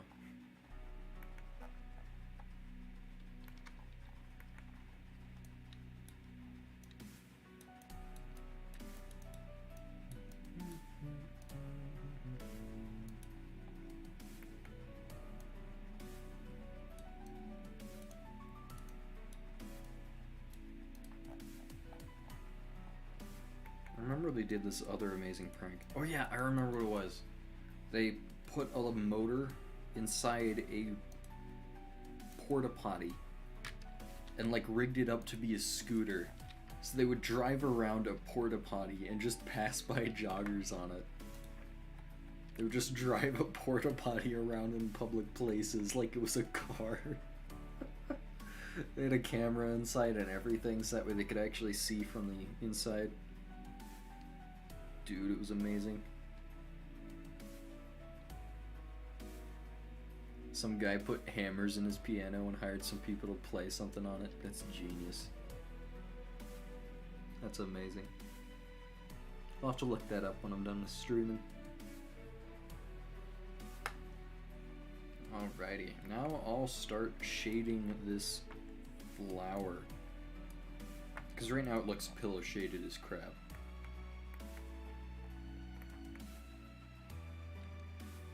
Imagine running someone over with a porta potty.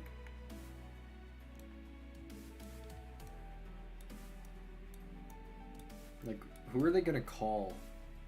Are they gonna call the police and say someone hit me with a porta potty? Like, how does that happen?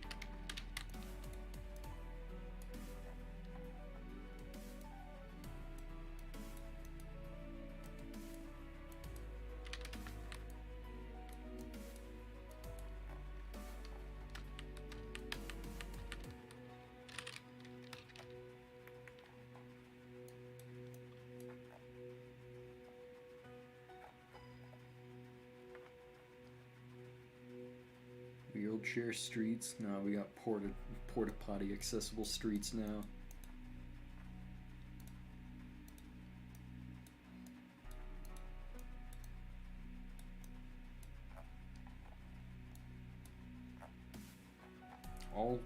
All streets are porta potty accessible if you just poop hard enough.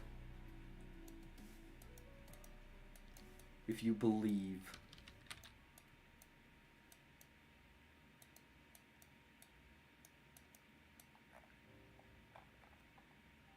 I still think that toilet post I made a while back is my absolute best.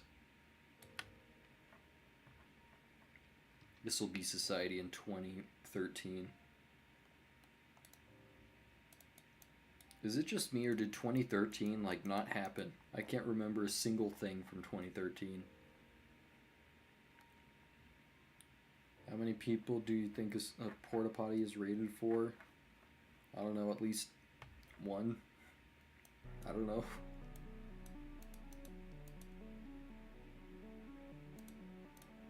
Do you mean like how many people can fit in there? Because like there have been competitions where people try to like fit everybody in the porta potty. Didn't Mr. Beast do a video like that recently?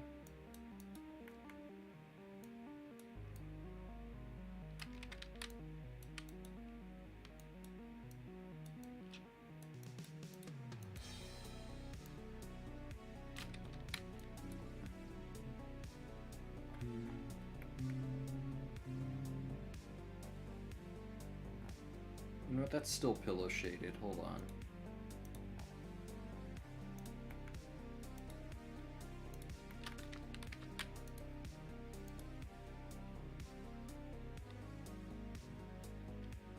You can't remember a single thing from 2013 to 2015 and 2017.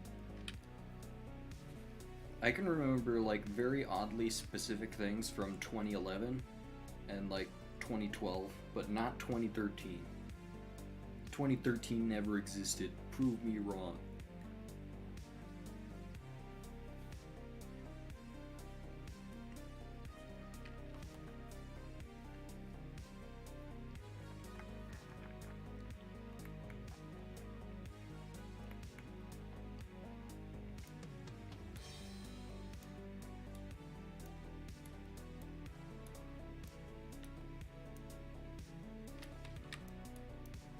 Alright, I'm gonna try actually shading with lighting in mind.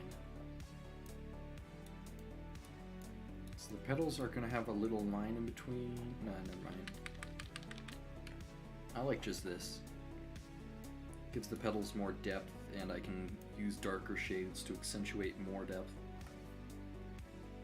One thing you remember from 2011 is going up to your mom on one Saturday and being sad that you couldn't celebrate 11/11/11 at school. One thing I remember from 2011 is Canyon Defense on Miniclip. Oh, and Red Code on Miniclip as well. Good Flash games.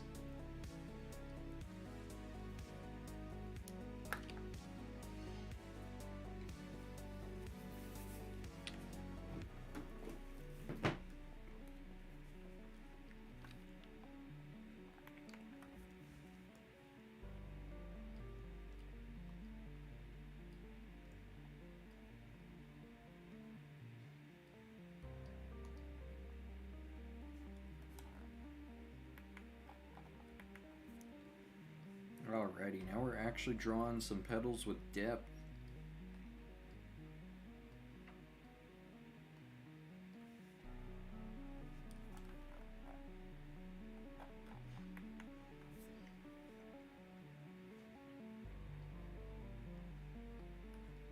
Oh, come on, pixel perfect, why?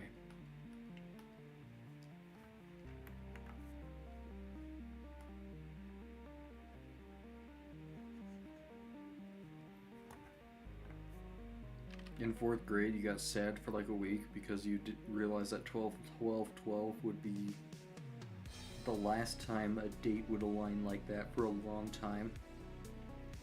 Cause like it'll reach the 20s and therefore there wouldn't be a month after 12. Given the time passed since my official tier list, what would be the reorder of things I would change and add? For one, I don't think I'll ever do a human tier list ever again. I feel very, very bad for that video.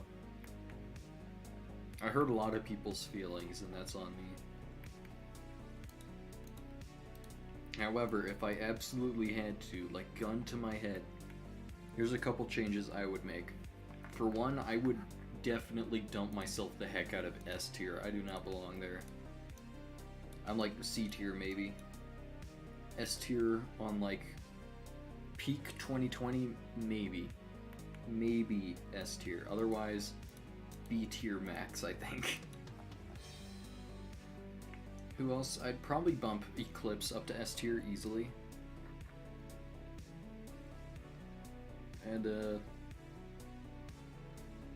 I don't know. I'm not really gonna say anyone else, because obviously I don't want to hurt feelings. I just want people to feel okay and feel good about themselves on a tier list. So if I were to do a tier list, it would be like the best artworks of insert year here kind of thing. Because I don't really like making negative tier lists. And to be honest, I actually only made that tier list because Kunko goaded me into becoming the... Or I shouldn't say goaded. They basically like asked me in terms of like melee knowledge who I would be representing. And the person I said most represents me in like the pixel art community is Leffen, who's a dude who's known to be very brash and mean. And he was like, okay, but Leffen would have made a mean tier list about people. I was like, okay, I guess I'll do it now. And I feel bad about it. I'm not the Leffen of pixel art, and I know that now.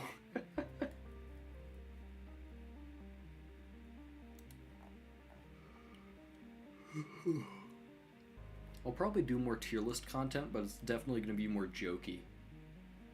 Like, tier list of all the pixel art techniques. Obviously, I'm going to, like, talk about dithering and anti-aliasing like crazy.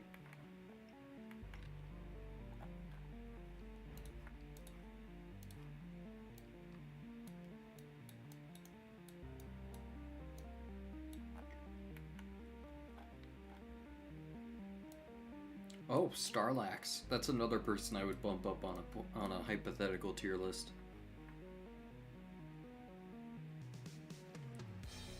It would be better if I never said their proper names. I think it would be better if I just never did it at all, to be honest. Like, names, no names, it doesn't matter. I basically, like, put people on a ranking system. It's kind of like saying top 5 YouTubers of all time. Like, it's so subjective that making a tier list, no matter how you cut it, about people is gonna make people feel bad.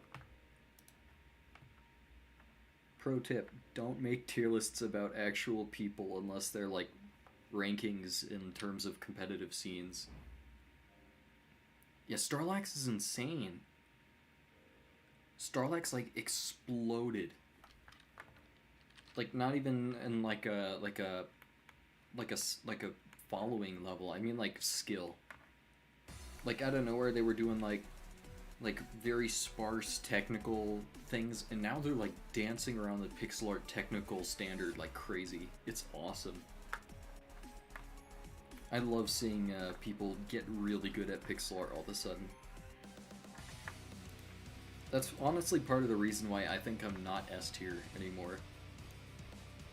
At some point, maybe when I was like really active, I might possibly by some extent be considered S tier. But like when there's people like Starlax who just explode in like how good they get so fast, I feel like I'm like old news.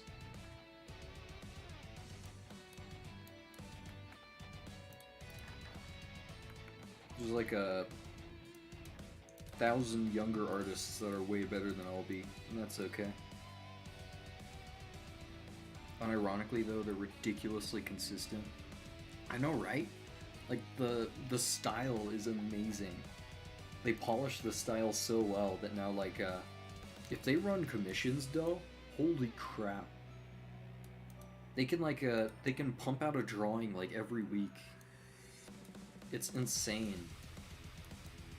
Really recognizable style, really consistent upload schedule. Dude, they're gonna be making money. I'll tell you that. Because, like, there are people who pay hundreds of dollars for tiny commissions and that style kind of stuff.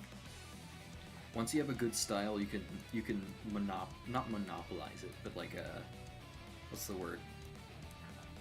You can basically like monetize. That's the word. You can monetize the crap out of it. Yeah, that's their username, Starlax. They've been on pixel art for quite a while now. Can't remember. I feel like they were on around the same time I've been on, which is like 2017 era. Oh, that reminds me, Sparkle. Sparkle's been gone for a while, but they recently came back. Oh yeah, they changed their name. They used to be Starlax, I keep forgetting. Yeah. Man, people change their names to the point where I like don't recognize who's who on that site anymore. Like, I still don't remember who News of the World changed their name to. I really wanted to go back and see some of their older art, but like, I just can't see them anymore. I forgot their name.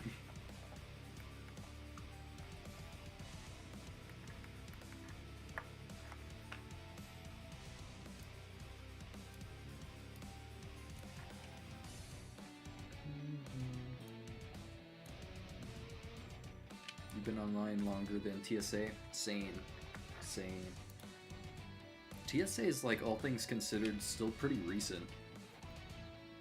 Like, what was it, late 2018, I think? Wait, they got modded? Ayo? Holy crap.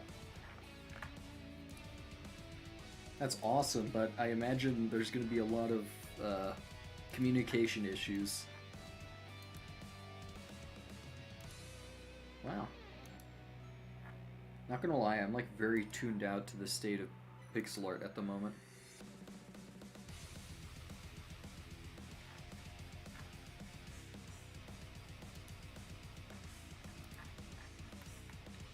Alrighty, about the flower, I'm gonna start adding a few more background petals, and I'm gonna start making the pistils, which are the little things that shoot out pollen. May 2018 was when TSA joined, apparently. Okay.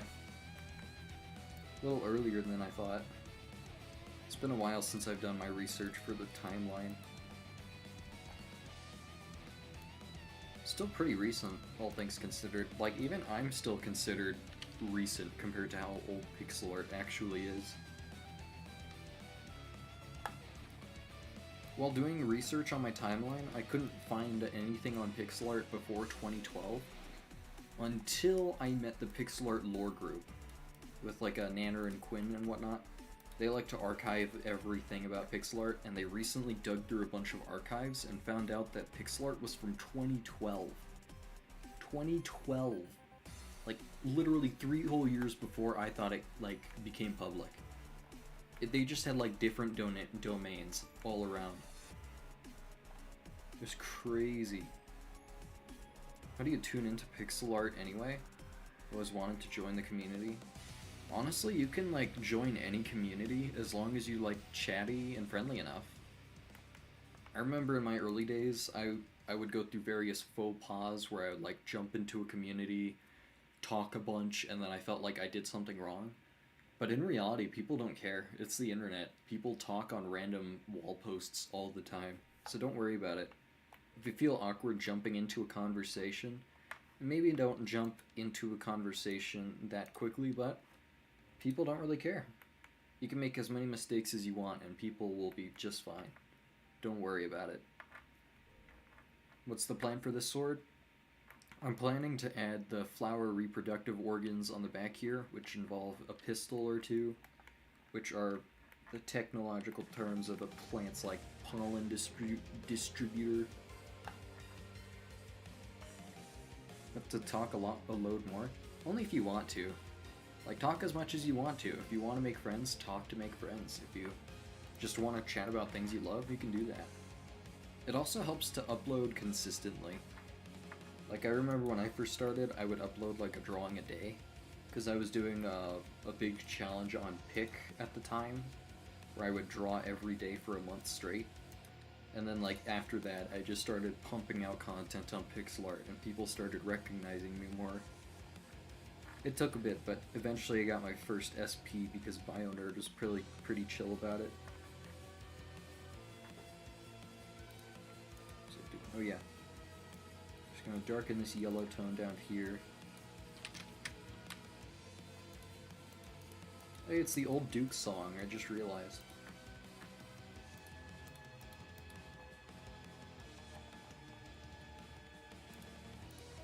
know what, instead of darkening it, I think I'm just gonna make it more orangey.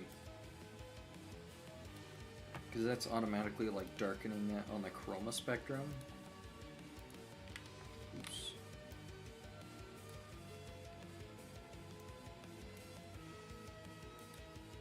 There we go. The drumline for the Providence song is so catchy. Dude, all of the songs in Calamity Mod are godlike. Your second drawing on Pixel Art became SP. We're not all gods among men, Punoli. No need to flex, okay? No, I'm kidding, That's great. There are a lot of good artists who actually, like, started out already nuts. Like, Mayuniki. Is that how you pronounce it? Mayuniki? I always pronounced it Mayuniki, because, like, Mayan was, like, M-A-Y. I'm not proud of your first SP. Don't worry, none of us are. Or at least none of us are proud of our first, like, popular works. Everybody knows the feeling of going back and looking at old art and being like, eh. Eh. Oh my gosh, my old art, ugh. I would love to go back and look through all my old art on stream just so I can make fun of all of it. It is so bad.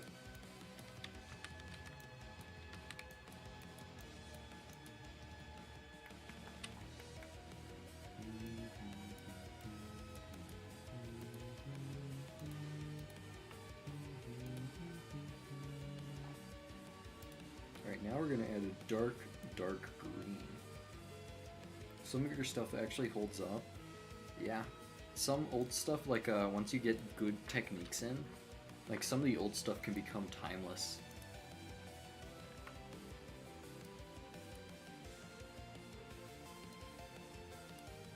Like, despite being, like, 2 years and, like, 2 whole years of art style development, I still think that, Aether Sky Isles is one of my best works ever.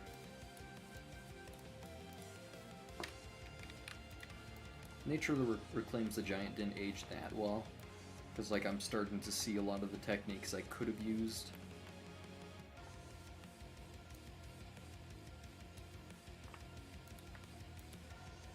Uh-oh.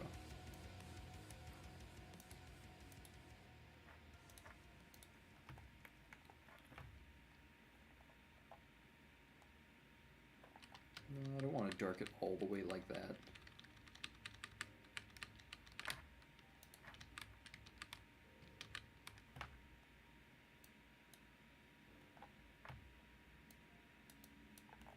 It's a bit washed, hold on. Greens.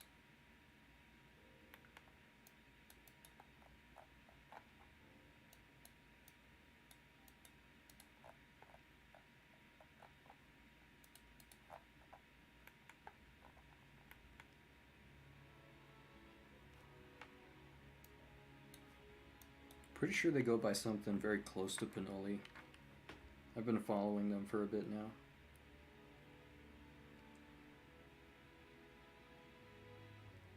And stupid Zenith drawing is still your best drawing you ever made just because of the atmosphere, but you hate it because the texturing and shading is bad.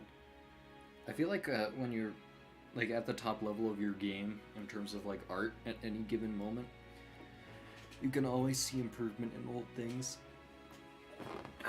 That's why I've been going back and just improving a lot of my older drawings. Because, like, I feel like a lot of my older drawings are good, they're just missing kind of something. I feel like that would be cool, just going back and remaking a lot of old stuff. Or, like, touching up on it. I've taken a liking to calling it art restoration.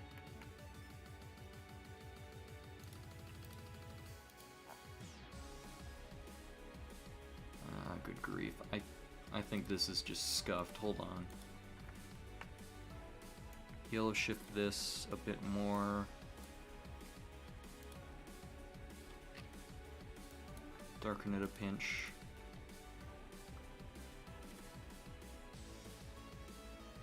Your most popular drawing is unironically awful, even when you made it just to be a random thing you put zero effort in. I feel you. There's a lot of artists that just make, like, random memes, and then they just blow up for no apparent reason, just because some people find it funny, or because like a random popular artist really likes it or something. I'm trying to remember. I think it happened with someone and Vincenzius when they were posting a bunch of Baby Yoda memes. Was it Mark MP? I forgot, but they like took over trending for a whole week just as a joke. It's been a minute since I've seen Mark MP post something. How'd they been? Gosh.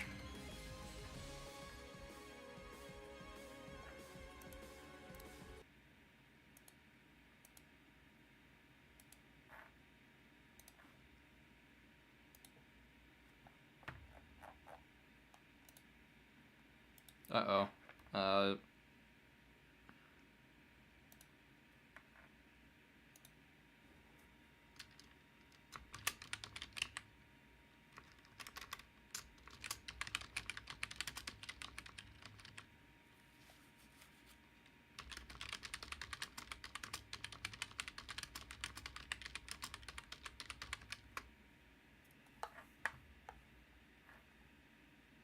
Okay, it's still on. It's just like really scuffed bit rate.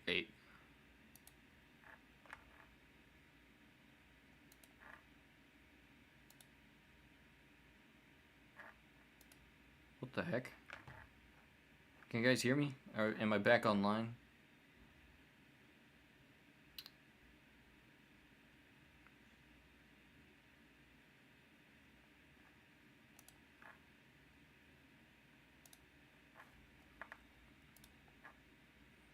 I tried closing out a bunch of my other high internet workload tasks, like Discord and whatnot. Hopefully it should perform a little better.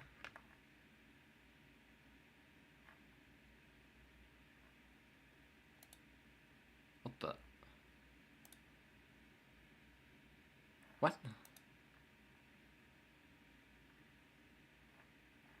Stream didn't end. Why is it doing that? What? What?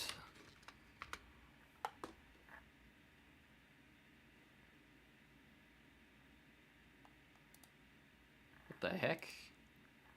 On my end it said the stream ended, but I can still find it on YouTube recommended?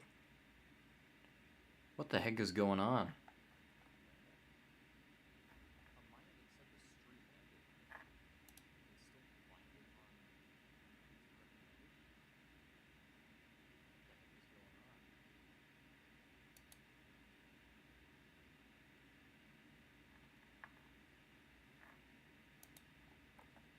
Okay, it's back.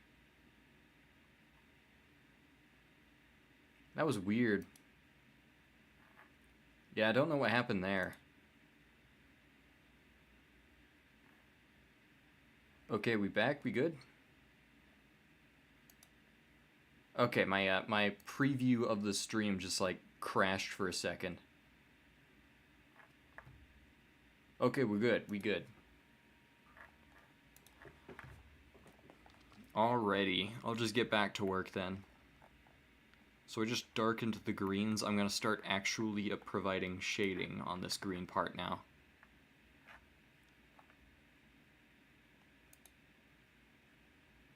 Oh, good grief, my preview crashed hard.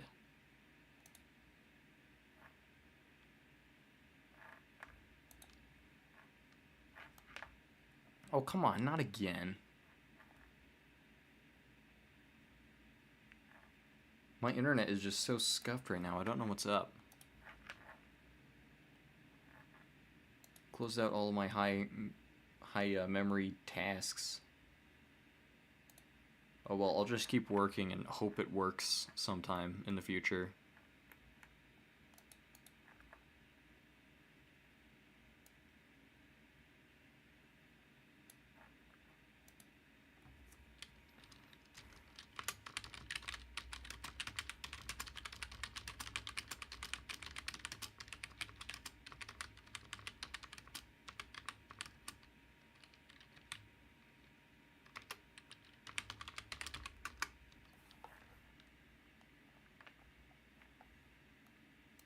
Oh, come on. All it takes is a couple internet issues and suddenly my computer just can't handle a thing.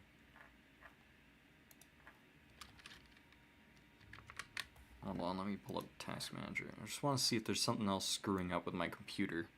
He has OneDrive on.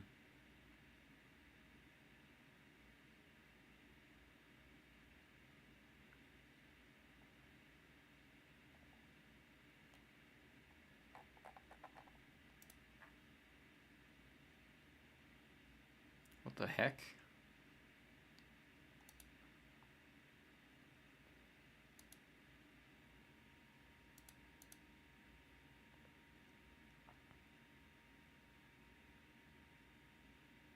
Okay, my internet's stable. I don't know what's going on. What the heck? 5.2 megabytes per second upload? That's not bad. I don't know why it's doing this. That is so weird.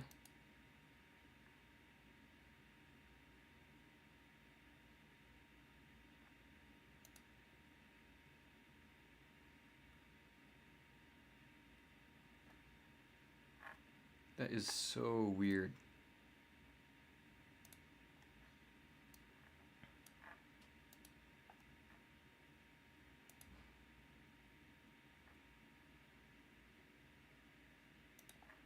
I'll just restart stream. How about that?